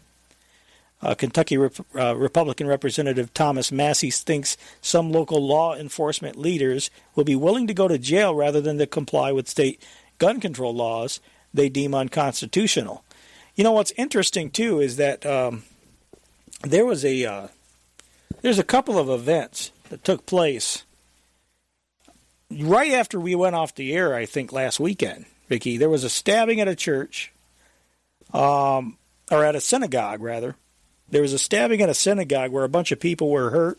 I don't have the details of that right in front of me at the moment. But, and I was thinking at the time this happened, that if only these people, any one of them, had had a gun, this wouldn't have happened. And this demonstrates perfectly. If they disarm the people, it isn't like the mass killings are going to go away, folks. This is a heart problem. This is a mind problem where people are out of their minds, whether they be on drugs or for some other reason. These killings will take place. They'll just find another weapon to do it, or they'll find a gun. Yeah, because the whole criminals don't follow the law. Agenda, there's no logic to it, because logic says that guns in the hands of law-abiding citizens is a good thing. Absolutely. So there's no logic to it. And when there's no logic, then that means that there's something else afoot. Yeah. And the other thing that is afoot is not good. We know that they're trying to dismantle our nation. The whole impeachment thing is building up to a constitutional crisis. Oh, which reminds me, I was listening to the on the Senate floor on Friday. There were 3 speakers talking about the impeachment hearing. There was Mitch McConnell and Chuck Schumer. And then there was this guy, Chris Van Hollen. And Chris Van Hollen had some really interesting things to say. It seems that they have information that a guy named Michael Duffy, who works in the office of OMB, as soon as Trump got off the phone with the Ukrainian leader, this guy Duffy gave the order to put a hold on Ukrainian aid. Okay. Yeah, you were talking about that with me this morning before we came on the air. Uh-huh. And so apparently impeachment trial in the Senate, it only takes a simple majority to call witnesses and request documents. And that's what the Democrats are really going for, is that power within the Senate to call witnesses and subpoena documents. Well, and only by a simple majority. If the Senate wanted to go ahead and hold a trial, they could do that. All they have to do is change the rule, because it is a rule that they wait for them to be the articles of impeachment to be transmitted. But the House has already voted. The vote is already public. They don't have to wait. They could go ahead and change the rule by a simple act of the Senate and go ahead and hold the trial. So and they can call whatever witnesses they want to call. I've got to believe that, and I mean, certainly they know this. Oh, of course they do. Mitch McConnell is holding it up because if this guy Duffy, Michael Duffy, in the whole technocratic agenda, it's been the OMB all along that has been directing the global strategy, the Office of Management and Budget. When it was first decided to have a national information infrastructure, Ron Brown was the Secretary of Commerce, and it was under Commerce, but then it was moved over to the OMB under Alice Rivlin. Mm-hmm. And so it's been the OMB that basically has been, what I suppose what you could call the thought leader in terms of redesigning our country for the technocratic tyranny. Yep. Mm. And so that would open up that entire can of worms. Well, so it would be a good strategy for the Democrats if they didn't have so many dummies on their side, for the Democrats to really hammer home that connection to the OMB. But of course, the Democrats' hands are dirty too. All of them are dirty, and the whole thing, it's like they're all working together, and the joke's on you. That's right. That's exactly right. Before, well said. They're having the party, you get to pay the bill. Mm-hmm. That's the bottom line. But circling back around to the violence in these public places, we've got a situation right now. The situation in Virginia with, in other states too. It's not just Virginia, but Virginia is the most pressing because they're talking about collecting people's guns. There's been talk from the government about calling in the National Guard. The National Guard has come out now and tweeted a thread, which doesn't sound very encouraging, Vicky. I'll read the thread. It says, from the Adjutant General of Virginia, quote, "We have received multiple questions regarding proposed legislation for the 2020 General Assembly session and the authority of the Governor of Virginia to employ the Virginia National Guard in a law enforcement role. We understand and respect the passion people feel for the U.S. Constitution and Second Amendment rights. We will not speculate about the possible use of the Virginia National Guard." Now, why wouldn't they speculate?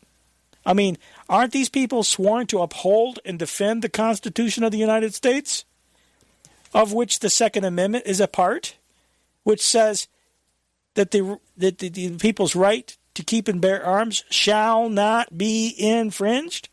Well, he's in kind of a difficult situation. Now, when the time he's going to be in a lot more difficult situation. When the time comes, then and I would bet that he won't call out his troops. I hope you're right, but I see no clue in here that indicates that that's the case. We'll see. Well, he would be tipping his hand if he did. I mean, that would be a stupid thing if he said, hell no, we won't call out the National Guard. So then what would the governor do? The governor would say, you're fired. We're going to bring in another one. Bring in somebody else who will enforce it. Well, when it comes right down to it, it could happen eventually anyway. If Possibly.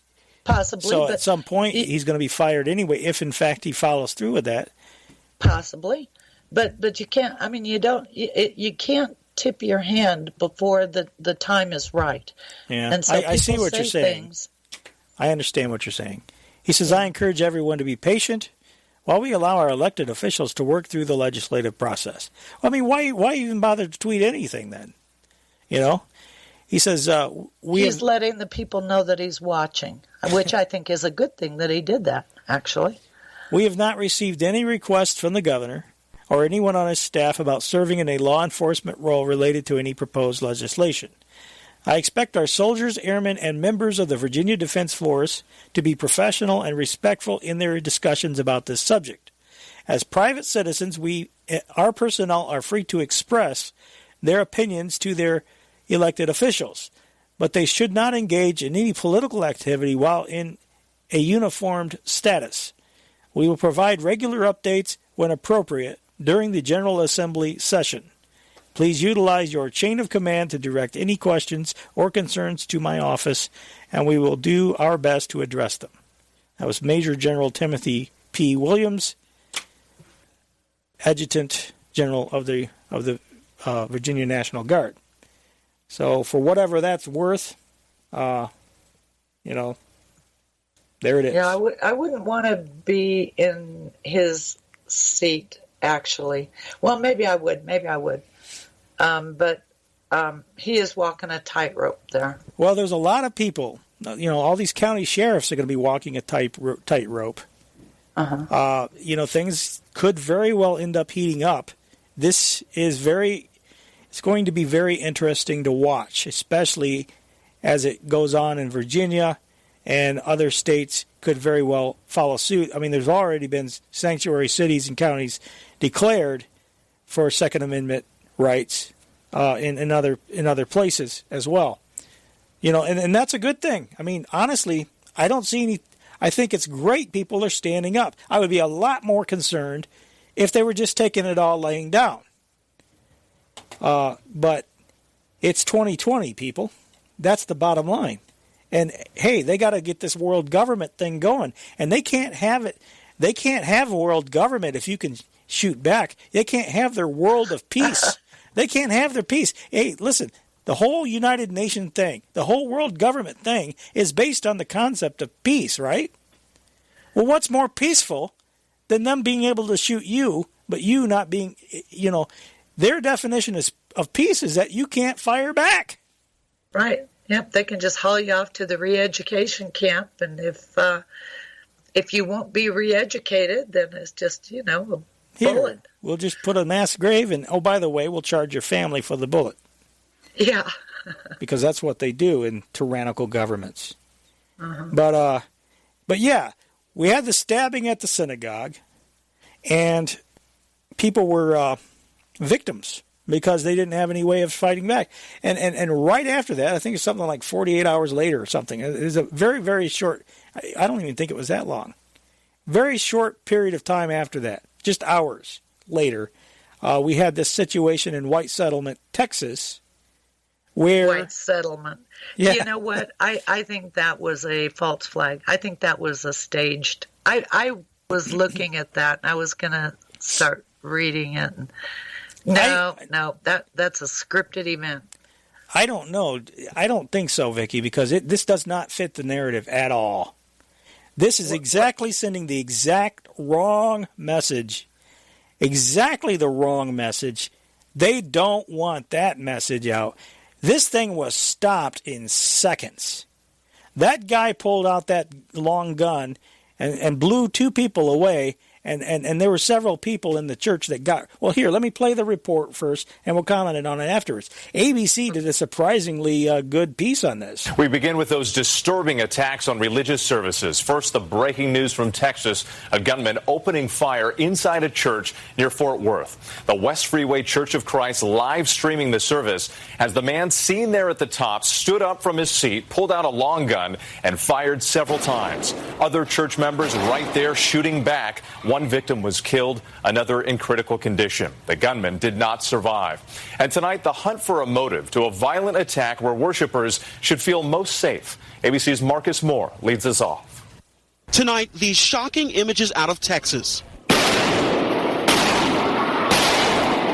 Gunfire interrupting a quiet church service. The violence unfolding just minutes before 10 a.m., just as parishioners started receiving communion at the West Freeway Church of Christ near Fort Worth. The church live streaming the service. You can see the shooter sitting in the back of the room wearing a large coat.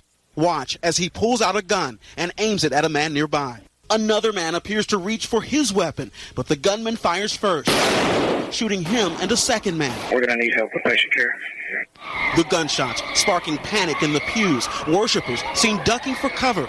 One man covering his wife with his own body. It was a sad thing that he had to come into the congregation and hurt people, and it's a sad thing that we had to hurt him. In just seconds, several parishioners opened fire, hitting the gunman, who managed to fire one last shot before falling to the ground, dying at the scene. People rushing over and pointing their weapons at the suspect on the ground. There are 2 people that were shot, and they died at a local hospital. Several others hurt, one critically. The gunman also shot dead. Today, evil walked boldly among us. But let me remind you, good people raised up and stopped it before it got worse. Outside, officers swarming the scene, shutting down streets. Parishioners visibly shaken, hugging each other for comfort. All right, Marcus Moore joining us now. And Marcus, this shooting only lasted a few seconds before a security guard and several armed citizens quickly intervened. That's right. In fact, one man who said he had a relative inside the church at the time, he said he is thankful for so many good guys with guns. In the meantime, the investigation into a possible motive is just getting underway. I love the message here. He's thankful for so many good guys with guns. Now, that is exactly the wrong message for the pro-gun control, the gun grabbers. So, well, I don't think we can necessarily assume that it's only the left who does dialectics. It's also the right. I mean, it's a game anybody can play, right? Well, in this case, you know what? I think we've had enough negative gun coverage. I think it's high time that we have some good gun coverage. And even though, don't get me wrong, I'm not thankful this event happened because people died there, but I'm glad that this is getting some press coverage. I'm glad because it demonstrates perfectly exactly why we need our Second Amendment rights, not just to, it's not for duck hunting, folks. It's really the reason it's there is to push back government tyranny. But it's also to protect yourself in cases like this. A disarmed citizenry is a vulnerable citizenry. Yeah. We got to take the break. There's a lot of people in this country, anarchists, who really want to see the. And I've fought with a lot of them, actually. Yeah, hang on just a minute. We got the top of the hour break. We'll continue in hour number 3. Stay with us.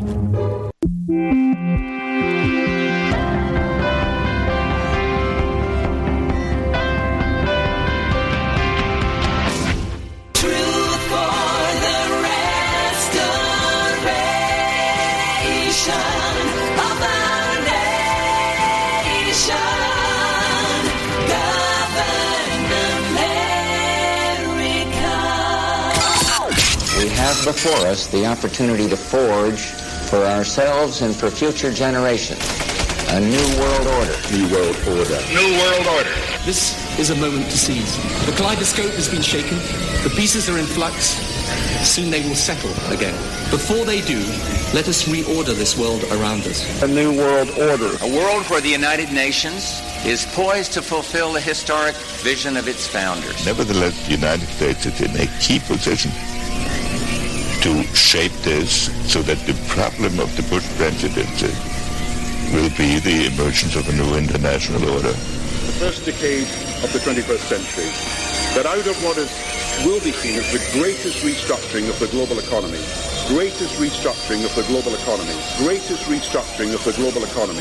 a new world order was created. Documenting the crisis of our republic. The very word secrecy is repugnant in a free and open society. And we are, as a people, inherently and historically opposed to secret societies, to secret oaths, and to secret proceedings. Waging war on the New World Order. In the councils of government, we must guard against the acquisition of unwarranted influence, whether sought or unsought, by the military-industrial complex. This is Govern America with Darren Weeks and Vicky Davis. Live from FEMA Regions 5 and 10, this is Govern America, final hour of the show. On this very first show of 2020, hard to believe we've already reached it to 2020, brand new decade here. Same old stuff, however. It continues to be the 4th of January, 2020. GovernAmerica.com is the website for the show, GovernAmerica.com. And Vicky Davis is here as well. Her website's thetechnocratictyranny.com and channelingreality.com as we continue on here.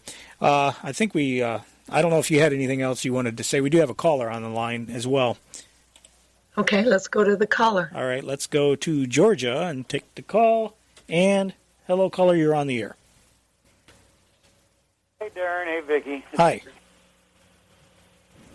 Yeah, go ahead. Here's there's nothing funny about what happened in that section. Absolutely nothing funny about that. But I do find hilarious comment. So sad to hear about another church in Texas. Art, you're breaking up here, buddy.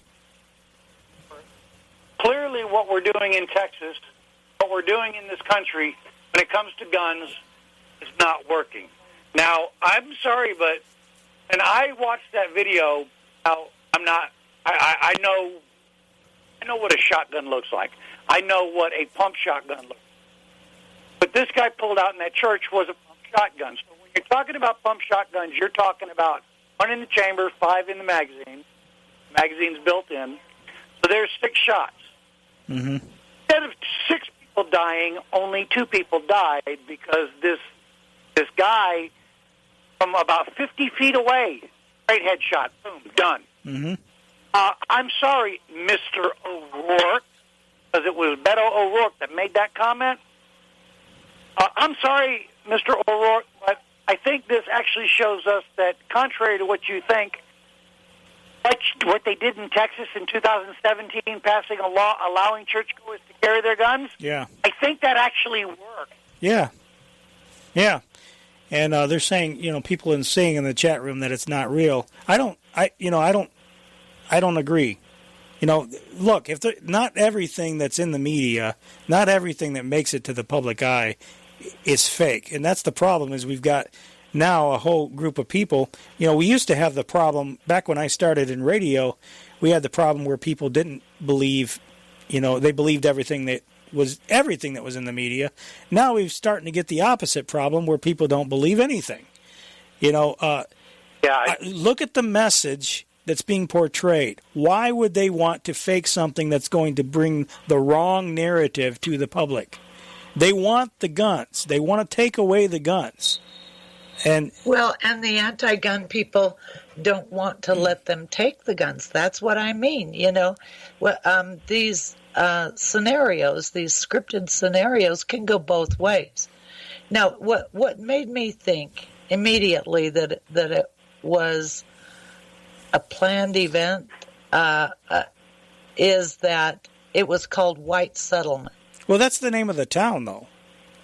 The name of that may be the name of the town, but but the church.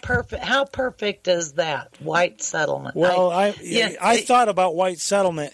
It was surprising to me that it hasn't been targeted by these social justice warriors that probably will make them change the name of the town at some point in the future, especially now that it's gotten a lot of attention. But Yeah, that was just the name of the town. But what hasn't gotten a lot of attention in the media that I've seen is the fact that at this very same church 20 years ago, they had a mass shooting event, and that's the reason why they have had so many security people there with guns. Is they had at that same church 20 years prior, they had somebody come in there and shoot up the place. And it didn't go as well. There were. Oh, wow. See, I guess I'm really jaded because I didn't even really read the story. I just read kind of like the first line, and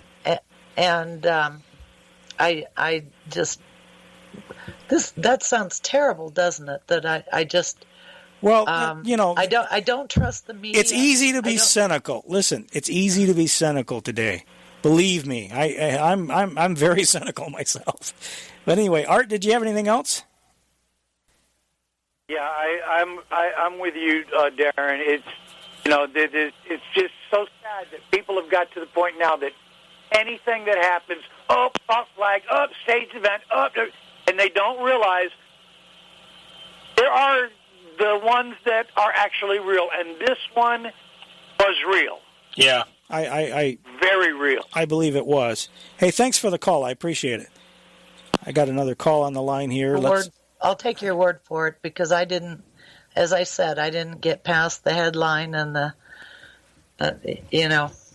Well, like I say, it's easy to be cynical, but just because it's in the media, and I'm not directing this at you, Vicky. I'm directing it at the audience and some of the people in the chat room.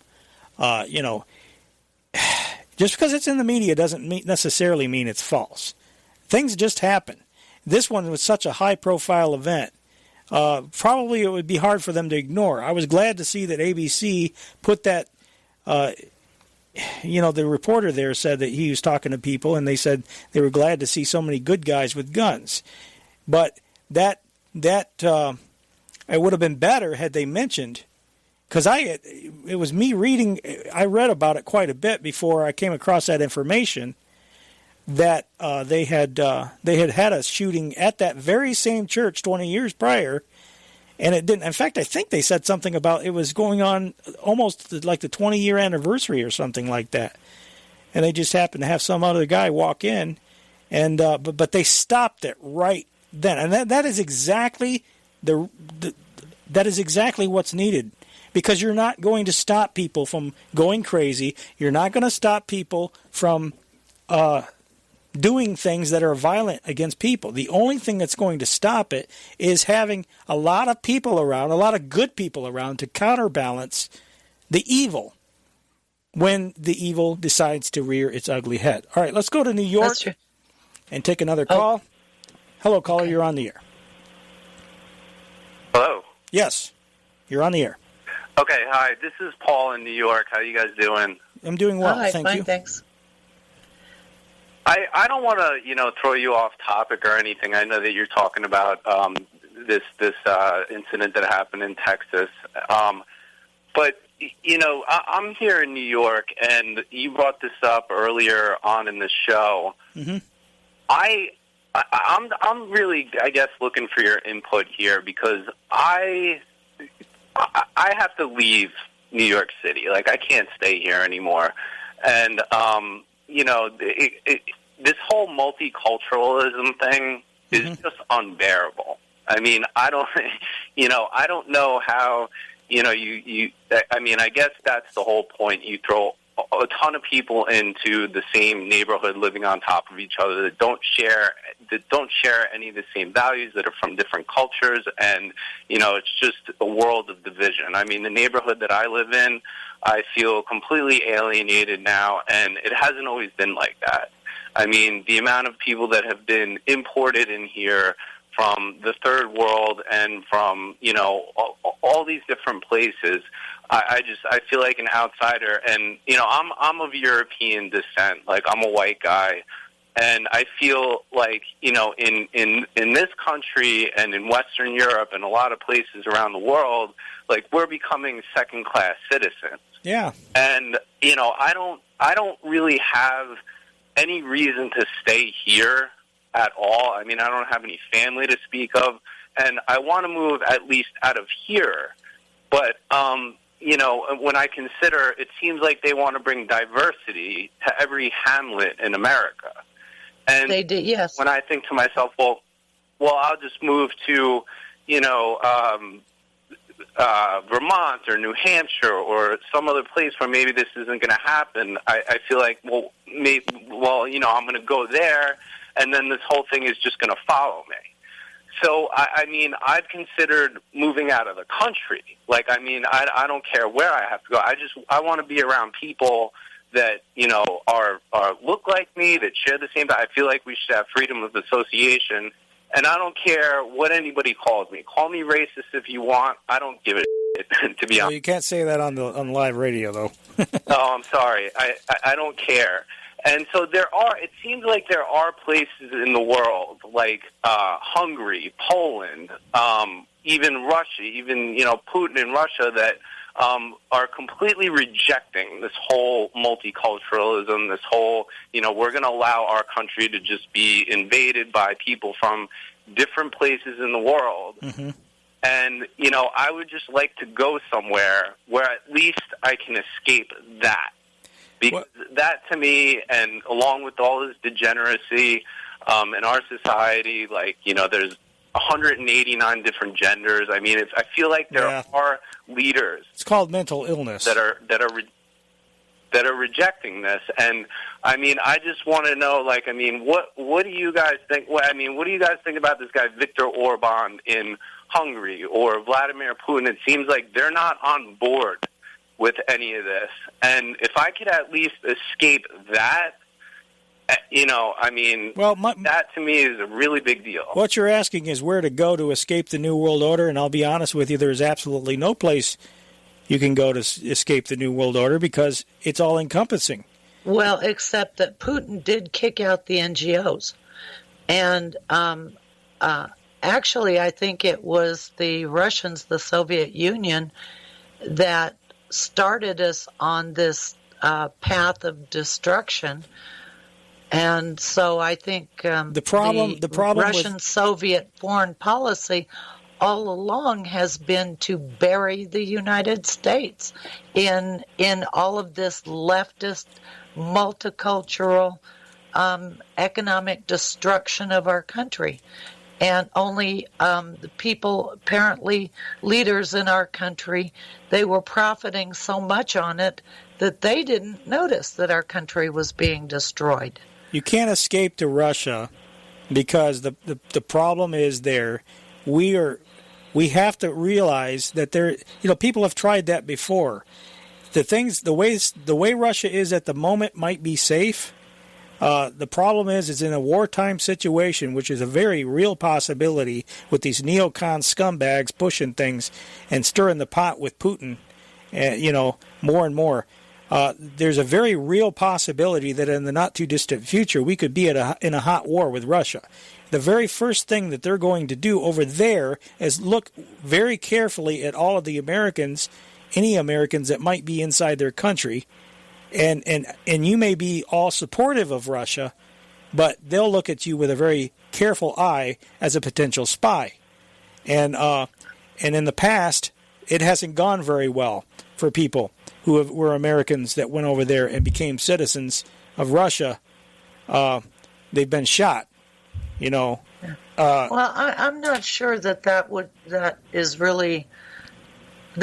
really wouldn't be a very smart policy for Russia because they are being so effective at destroying us from the inside. Well, I don't think Russia's destroying us from the inside. Honestly. Oh, I do. No, I don't. You know what? I think is this whole push for refugees coming into the United States. Idaho's No, that's our own just, government. That's our own government. Now they may, you know, I understand where you're coming from with the Gorbachev stuff and the plotting that went on years ago, but Russia doesn't have to do anything to destroy us. That's my point. We're doing a doggone good job of doing that ourselves. That's my point. Yes. So why would Russia initiate a hot war when we are being destroyed from the inside by our very own leaders of our own country. Well, it isn't Russia that's initiating it. Our Governor Little, Brad Little, just signed an agreement to continue on with the Wilson Fish program to bring in more refugees. Mm-hmm. Only they're not refugees. They are military-age men, healthy, working people who want jobs. And they are ruining our schools. I was talking to one teacher, and she was telling me that they have 23 different languages that are being spoken in our schools right here in Idaho. I don't doubt that. This is a town of 50,000 people. And how many interpreters do they have to teach these children, and how much money are they taking away from the real education for American students who belong here? Well, there's a simple answer to that question. They're not teaching the children. That's right. They're indoctrinating them. But where do you go? I'm not even sure how much of that they're doing. They're just kind of babysitting them. Well, there's a lot of indoctrination going on. Let me tell you, as a father of people that just got out of two daughters who now, thank God, are out of that mess. Yeah, but they're adults, though. The school that I'm talking about was like an elementary and junior high school. Yeah. So those are the prime years for students to be learning. Here's the thing: as far as where to go, if you were going to move somewhere, and I don't know if occupational considerations are something you have to consider, there's still areas of Texas that are relatively sane. There's a lot of western states where there's a lot of sanity still left that they haven't managed to destroy yet. So there are places in the country that you could stay, but I would recommend not leaving. Expatriation thing. I mean, there was a whole movement a few years ago of people trying to get people to leave the country. And I think, that's not a good idea, because if all the patriots leave the country, what do? We've given up on America. And if America falls, certainly the rest of the world's going to fall with it. Well, our government is against the patriots. If you call yourself a patriot, they call you a domestic terrorist. Well, and there's a reason for that, because the patriots are standing in the gap. But the point is that it's the government that's gone rogue. And we have enough people here still that have enough sense. But where you go over to some other country, you don't have that idea of liberty burning in people's hearts.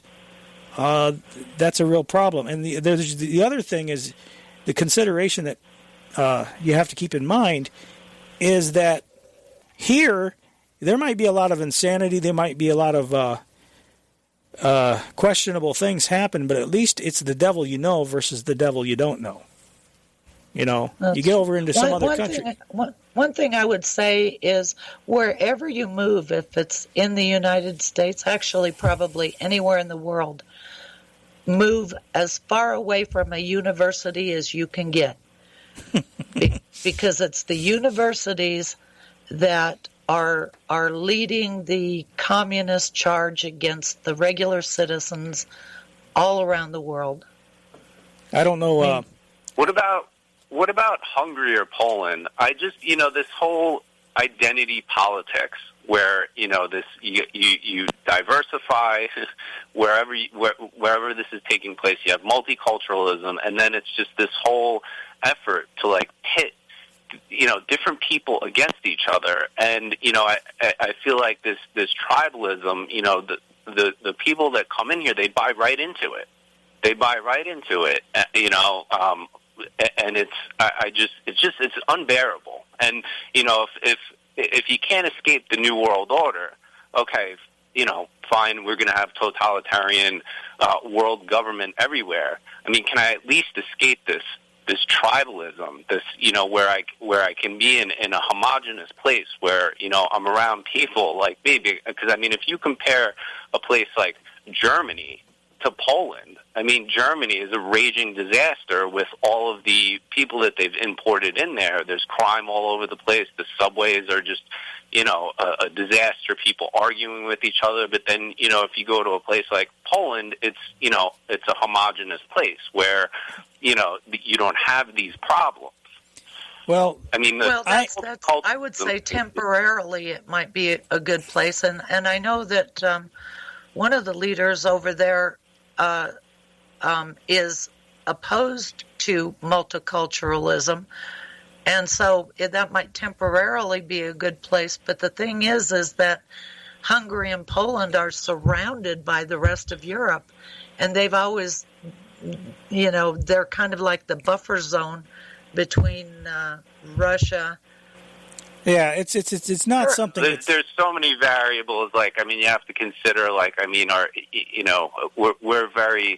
We're food independent. We're energy independent. I understand what you're saying. If a war ever broke out, you have to consider these kinds of things, which is likely.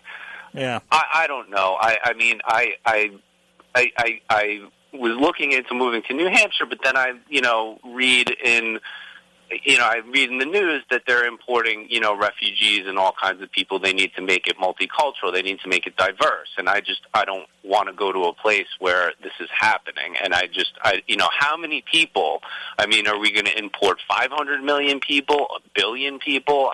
What is the limit? Is this ever going to end?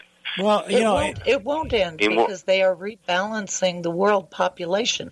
And that reminds me, that's another thing that Trump did. He said he would stop the refugee resettlement, and here they are starting it up again. Yeah. And he was going to have sanctuary cities. Now we have sanctuary states. He said he was going to secure the border. That didn't happen. He said he was going to deport millions of people. None of this is that he has not delivered on a single promise. Yeah, he's pretty much threw us under the bus is what he's done. Right. He's a marketing genius. That's what he does. He's a marketing guy. Well, even in his own book, he said that something to the effect. I remember reading a passage of his book where he basically said you exaggerate and blow things out of proportion for marketing purposes. So, yeah, you're right. Mm-hmm. Norway. I don't know if anywhere in the east, I would say, is not a good place. At least out here in the west. In the north, there are still enough open spaces where you can live and be far away from a university. Well, that's what I was going to suggest is instead of moving all the way to Poland or someplace like that, how about trying a Western state? You know, it sounds like you don't have any attachments where you absolutely have to be near a specific place of employment. So if you could just move anywhere you want to move, I mean, there's a lot of places here, right here in the United States, that are still safe, that are still, you know, not as bought into all of this cultural enrichment, shall we say? I'm trying to be. Yeah, you know, that could change very quickly. Well, that's true, but it could in Hungary too. You know? Yeah, I'm finding out now that, you know, that now all these Republican governors, mm-hmm. their constituency does not want this continued migration of people into the country, and they're the ones that are champing at the bit to get more refugees into their states. Yeah, isn't that interesting? That you're absolutely right. But Brad Little, who is our governor, supposedly is a Republican, but I don't think he ever was. I think he's a leftist, communist, liberal. Because, you know. Well, caller, what did you say your name was? Paul. This is Paul. Okay, Paul. Well, I appreciate the call. I would say out of all the things of the New World Order, the one thing that what they're doing to us that just bothers me the most is this just mixing of all different kinds of people, forcing them to live together in the same community. Yeah. And, I don't know. It seems like anything. There's no limit onto like how horrible they want to make our lives. Well, they're trying to break the Westphalian system of nation states, and having a nation that is of people that can live under a single harmonious set of rules and regulations. I mean, I know we've had our problems with Indians and with blacks and Mexicans and whatever, but they're moving in Muslims. So and the idea is really to break the nation state. That's the objective. Yeah. That's so. It's going to succeed, do you think? I mean, this is like, I mean, talk about complex systems. I mean, there's so many moving parts with this, with all of this. I mean, Vicky, from a systems perspective, I mean, I think you understand it the best. But I mean, are these people going to succeed in pulling this off? I mean, or is this just? I mean, are we at a point now where it's like, this is breaking down and they're freaking out? I don't know what to make of it. Well, I don't know. I wish I could be as sure about what's going to happen as I am what they did to bring us to this point.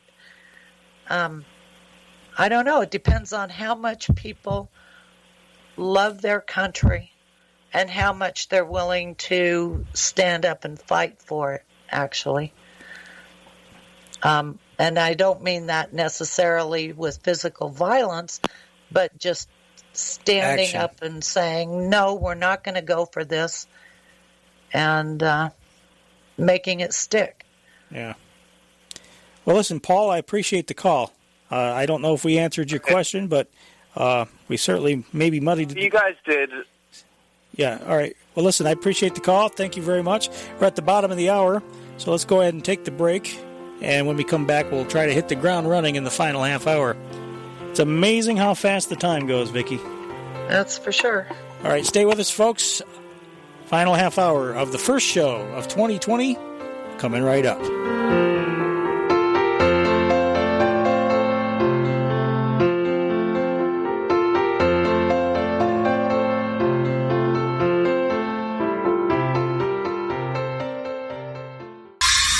Where the spooks go to find out what's really going on. This is Govern America.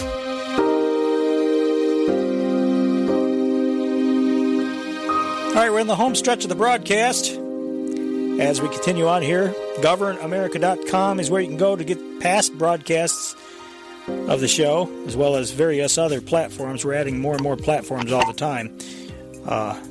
Apple Podcasts, formerly iTunes, Spreaker, Spotify, iHeartRadio, TuneIn, YouTube, Twitter. A lot of places you can hear the show now, and more happening all the time. Anyway, got another call on the line. I don't know if you had anything you wanted to add there, Vicky, before we take another call. Nope. I think I said all I had to say on that. All right, let's go to Wisconsin and talk to the caller. Hello, caller. You're on the air. Hi. Hi. Hi, it's Mary in Wisconsin. Hi, Mary. I put in your chat room, and Vicky's really on it. You've got to go by your instincts and search and research for yourself. Don't take any hearsay. I don't. Okay, 153. Try the site. I'm sorry? 153news.net. 153news.net. That's the numerals. And it's just an independent site for posting videos. So now BitChute has had to say they wouldn't do hate speech, so eventually they'll be under fire probably. And we know all about YouTube. So, and there's other alternatives, but this. So what is this 153 News?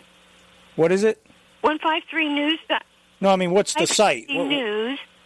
What's there? Is my... It's the videos people post. Oh, okay, gotcha. Because I've never heard of this. It's a lot of research. I know, that's why I wanted to give it over air, so people could have a chance. Because it's in the chat room, and Chris Hinckley and I were passing back and forth our research on this. Mm-hmm. And he talked about it on air on his show, and he said it's the slowest draw I ever saw. And then they talk about, I see the guy coming with his trench coat and his hoodie. Come on, this is a setup. Listen, we have 17... But for what purpose? And people retire... What purpose? Let me tell you. Okay. I'm telling you. All right. It's greed. We have 17 intel agencies and people retiring. They need to make an income. So what do? They get grants and maybe even become serial entrepreneurs, as Vicky well knows, where they can set up some sort of operation that both inflicts the crisis and solves it. Okay? Yeah, privatized security. They do a lot of dialectics around budget time. So the Congress includes money for security in the budget. I noticed that there is a pattern of that's pretty easy to follow. Another link. Yeah. Another link, HIS.org. Check that out. That's Hebrew Immigrant Aid Society. And Talmudia is worldwide. It's not just here giving us brain drain, right? But the news everywhere. Now, there's a woman caught, and I'm not sure where I saw this video, and I don't know if he was a guard or militia or what, but he spoke Spanish, and at the border, this poor little tired, confused woman, Hispanic, and he said, "Why did you come?" And she said, "We saw on TV that they wanted us to come." So see, they're doing this worldwide. They're pitting everyone against each other, and it's for the money system. Yeah. Just like the media has been exposed in this first term, I think this next term with Trump, they're going to, and they're working on it right now, changing the entire economy, the entire banking system. I mean, we've got to get rid of this usury, no interest. I saw another clip with a rabbi, and he said, the first two laws that Hitler put into effect, do you know what they are? I don't. No, I don't either. No pornography and no interest. And they had interest-free society there for 10 years. People failed to even think. They can't even think that you can't have usury. And they thrived. Within 4 or 5 years, they were the top anywhere. Yeah, I know he turned it on for like 5 years or so, and that's why he was so popular. Well, listen, all this stuff about what else he did are lies by the people, the victors posing as victims out in Hollywood. Well, my take on the whole thing is their MO. I don't know that there's any saints or angels in positions of power. Certainly. But I do know that there are always two sides to every story, and we rarely get both sides. So I'll just kind of leave it at that. Listen, no one is perfect except one, and you know this, Darren, one that walked the earth, right? Mm-hmm. We trust in him. He will help lead us. Now, like Paul in New York, I felt for him because, it came down to that I just said, your will be done. And I was led out into the wilderness to live nice and humbly and frugally, but very peacefully. And when you live very frugally, then you have an opportunity to give. Yeah. And it's so much fun to give without even thought of what else happens. And part of the problem with Paul, part of the problem with Paul, I think, is that he's living really in one of the worst parts of the country. I mean, it is bad in New York City. Well, they've got that moron mayor de Blasio. Years ago. Yeah. What's that? Years ago, Henry Ford told us about their community there. Mm-hmm.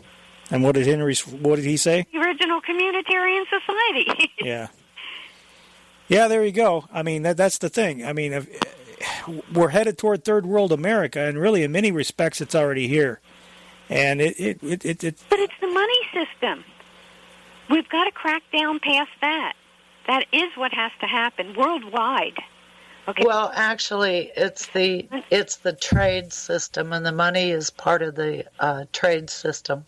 Right. But all of the financial institutions and the plans for the global financial and trade system that were set up after World War II, the Bretton Woods system, is I would say the enemy of all people, all countries,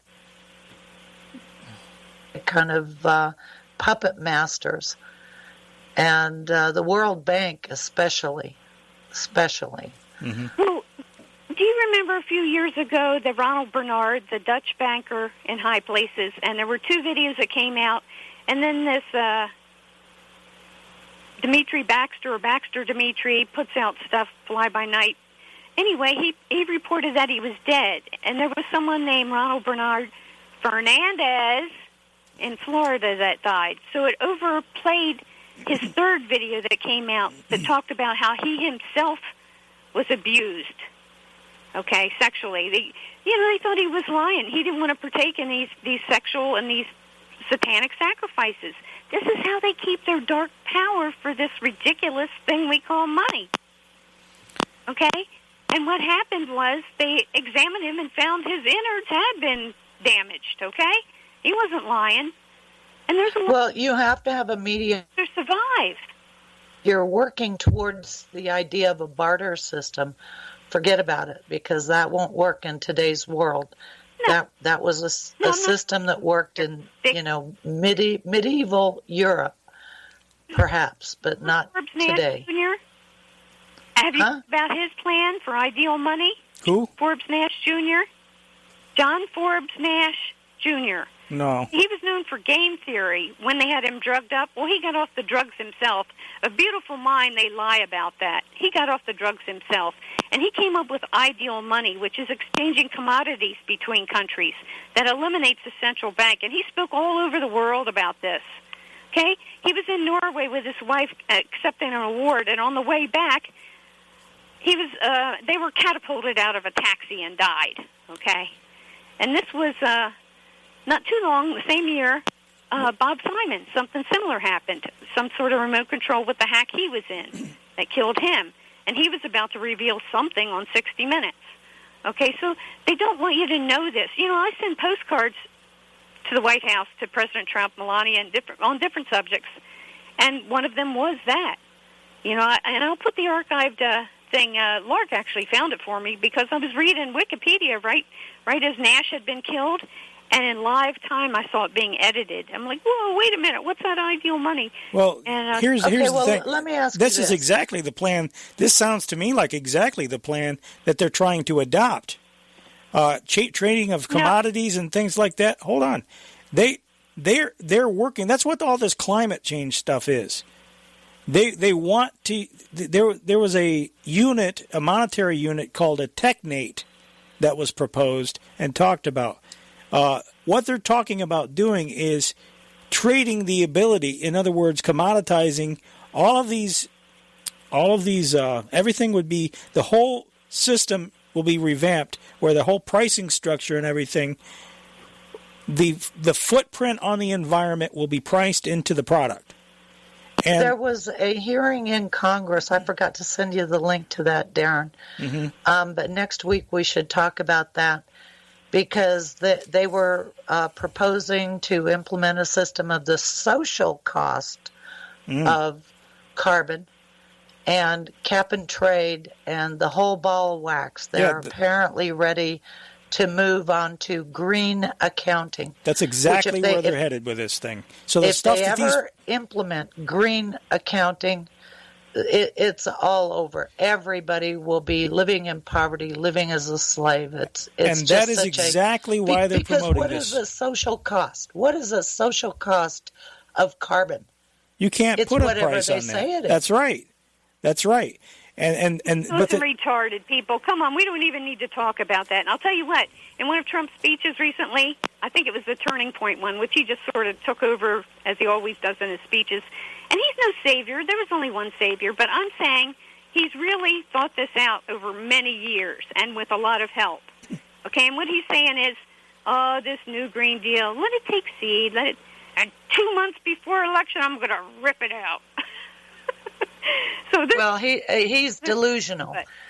He's delusional because there are big power forces behind the whole green economy thing. Media, we're all delusional. We've got to try not to talk over each other because we can't hear what we're saying. But that's my fault. Here's the thing: Trump, his role is to fire up his base, and he's demonstrated, at least to me, my opinion, but he'll say anything to fire up his base, whether he intends to do it, whether it's the truth or not.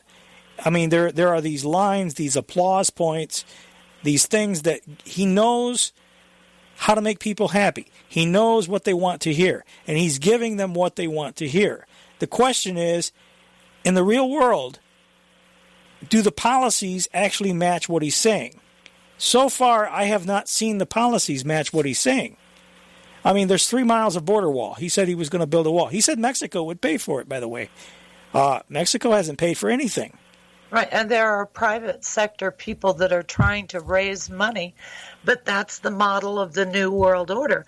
You know, you have to keep in mind, in the New World Order, the idea is to get rid of nation states. And so who would be left to do the things that we need as a common good? And that means roads, it means a border wall, and et cetera, et cetera. Their idea is privatized, as if corporations are somehow going to become socially responsible and help pay for these things. And NGOs are going to be our social and moral. Scare the heck out of you. You know, something wrong with you. But it's all part. There is a strategic plan that you could actually map it out and know that, you know, here's what they're doing on this issue, and this is what they're doing on this issue, and you can see it all mapped out. Yeah. But they privatized. But there's divine intervention. I'm sorry to step on you. I'll get off here real quick. I just wanted to say there's divine intervention. And what I was saying about seeking for yourself, you know, you love God, you love your family, you love your country in that order. If it comes down to it, you may be just loving God, okay? Because we're all being separated from everything. Yeah. Okay, but be strong in yourself. Take self-responsibility. Keep your health up. Keep your immunity up. Take care of yourself. I haven't been to the doctor or dentist in years, decades. I don't need to. No, I'm guided to find what I need to do. And I'm going to say comfrey here, because I always talk about that, and I'll put that in the chat room. But it's a rare herb that has B12 in it. It has B12 that regulates the red blood cells, and allantoin that regulates the white blood cells. And if you eat it consistently, you stay healthy. All right. In Australia, there was a farmer that had 6,000 farmers from around the world come and visit, and what he did was hose down the comfrey so the animals could eat more of it, and we're told it damages the liver. No, his butcher said those animals had the healthiest livers he ever saw. So it's another lie, okay? Yeah. But they outlawed it in Australia. So, you know, the way they go after plants, they'll probably go after this if anybody gets too wise to it. You can't have something too healthy, that's for sure. You know what my solution is? I'm eating Mary, thank every you for the bad call. thing Appreciate I it. possibly can to shorten my time on this mortal coil. Now, we need you. You can't be doing that.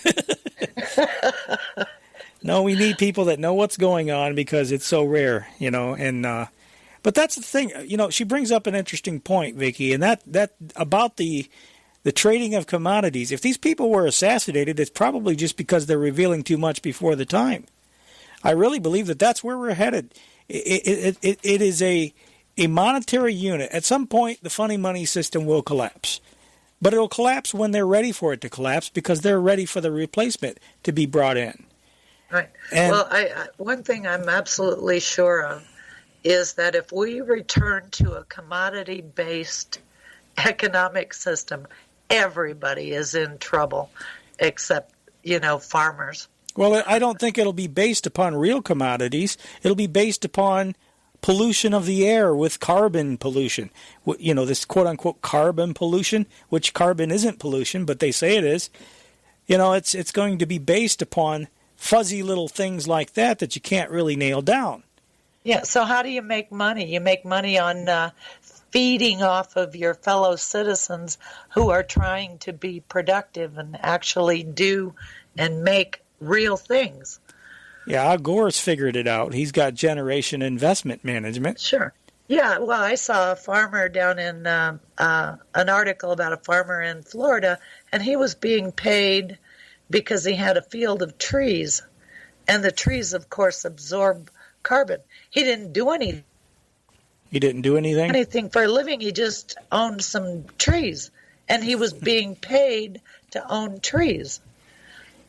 Well, that sounds like a nice gig. You try to make an economic system out of that. You know, I've got trees here. We ought to see who will pay you for it. Yeah, I got some trees. No, I'll be happy to plant more trees if they'll pay me for it. I like trees, especially fruit trees. Anyway, I don't know. But I think that's where we're headed. There's no question about it.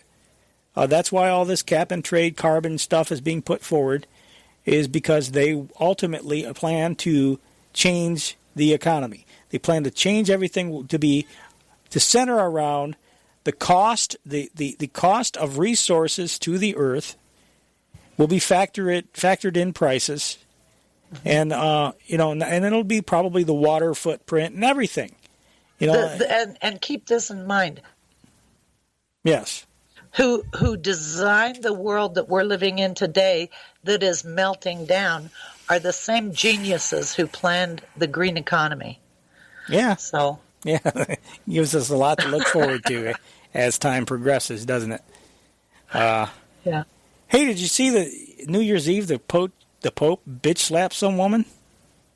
No, I didn't. He actually physically slapped her? Well, it's a little bit of an exaggeration, but he did slap a woman. I got a report here. And in a New Year's message this morning, Pope Francis denounced violence against women, saying they should be treated with dignity. He also apologized for his response to one woman's excitement over meeting him yesterday. Take a look. The Pope was greeting visitors in St. Peter's Square when the woman roughly grabbed the Pope's hand, pulling him toward her. Francis slapped her hand away before turning from the crowd. He said this morning that he lost patience and called it a bad example. He gave her a little Pontiff Punch. Here. There you go. Pontiff Punch. This isn't your garden variety. Slap across the face. Yeah, there you go. Yeah, I saw somebody on Twitter say something to the effect of, they said the Pope slapping a woman pretty much sums up 2019. Yeah, that's great. Oh, man. So, yeah, the Pope. Yeah, and it's funny because he was talking about... He did his homily the next day on treating women with respect. Anyway. Well, maybe that was penance or something. Yeah, I don't know. But I was going to talk about your article, but man, we're running out of time. We're going to have to push that off to next week because I want to make sure we do it justice. The one country, two systems. Maybe we. Can we tease people a little bit on because here's the thing, I've got a ton of China stuff to go along with that. Yeah. There's a lot of audio I've got and everything to go right along with your article. It dovetails beautifully. Go ahead. Well, anybody that wants to go read it, what I did is I went back in history, and there is a significant what? There is a significance to Hong Kong that is not obvious, and but you have to understand what the agreement that Britain had with the Chinese government in order to understand that significance and how Hong Kong was used, because it ties into a whole lot of things in terms of globalization. And so I think it would be good if you posted a link, so that people could go read it and then be ready for us to talk about it next week. We'll definitely have it in the show notes, that's for sure. Yeah, because there are some other videos that I found. I found a great channel that actually talks about the things that I've been talking about for a long time. But the problem with what I talk about, which is the end of the Westphalian system, the end of our nation state, it's almost too big of an idea to comprehend that there are forces that are actually trying to end the nation state system, but there really are. Yeah. And so... But you have to know enough history, you have to have followed the history to know that it's really happening and how they're doing it. Yeah, real quick. Because there's method to the madness, Yeah, I'll just play this little thing Here's the current situation. Here's DW with the current situation of some of the unrest that's going on in Hong Kong. And one of the biggest news stories of 2019 was the pro-democracy protests in Hong Kong, and there's no sign of an end to the demonstrations going into the new year. An anti-government march has been broken up by police after scuffles broke out between protesters and riot police. Tens of thousands of demonstrators had taken to the streets for a largely peaceful New Year's Day rally against China's growing influence and the erosion of civil liberties in the territory. Correspondent Matthias Berlinger, who is covering the rally in Hong Kong. Matthias, now this started as a peaceful demonstration, but now we're seeing violent clashes. What's happening there? Yeah, the protesters had met today to set the agenda for 2020, that the protests will continue. The rally stayed peaceful for about 3 hours. It was a big rally, hundreds of thousands of people marching. Again, the organizers put the number at 1 million. Then protesters vandalized the branch of a bank and police fired tear gas, and then everything turned into these running battles that we've seen throughout the last 6 months, 7 months almost. And now the police have rounded up the protesters and they have made arrests there. More than 100 people, that's my estimate from what I could see, are detained in there. The press has been driven out. The area has been sealed off. You see these bright lights. These bright lights are meant to irritate our camera. And the press has been forced out of there, so we do not know what's happening in there. But what we know, this is a major arrest and probably also a major blow to the protest movement today. A lot of anger has built up during these 6 months. If you remember, everything started when the government tried to pass a bill that would allow for extraditions to China. This bill has been withdrawn 3 months after the protests started, but people have accused the police since the beginning of being excessively violent. They have been using tear gas at one of the first demonstrations excessively, and that has driven people's anger. Then one thing came to the other. Both sides have radicalized. The police is now much more brutal than at the time when it was accused of being brutal for the first time, and the protesters are using more and more violence, petrol bombs. So in this cycle of escalation, there is no sign now from the government that they might compromise. The protesters are mainly demanding an investigation into police violence. Okay, I'm going to dump out of that because we're just about out of time. But it certainly sounds like it's a mess over there, and probably only promises to get worse. What do you think? Mm-hmm. I think it will, and it's gonna be bad. And it's Britain again. It's Britain's fault. You know, they negotiated this agreement for one country, two systems for Hong Kong. Yep, there you go. Well, there's a positive note to leave you on, folks. It's just going to get bad. It's going to keep getting bad. Anyway, you know, that's what we got to look forward to. Congratulations. Have a nice week. Anyway, Happy New Year. Hey, keep your sanity about you. You got to laugh. You got to have fun because otherwise you just go nuts. Hey, appreciate you joining us. Join us back here next week. Pray for this republic. Do what you can to restore it. And God bless you, folks. And we'll talk to you then. And thanks a lot, Vicky. Appreciate everything you do. Thank you, Darren. All right. God bless you, folks. Talk to you next week.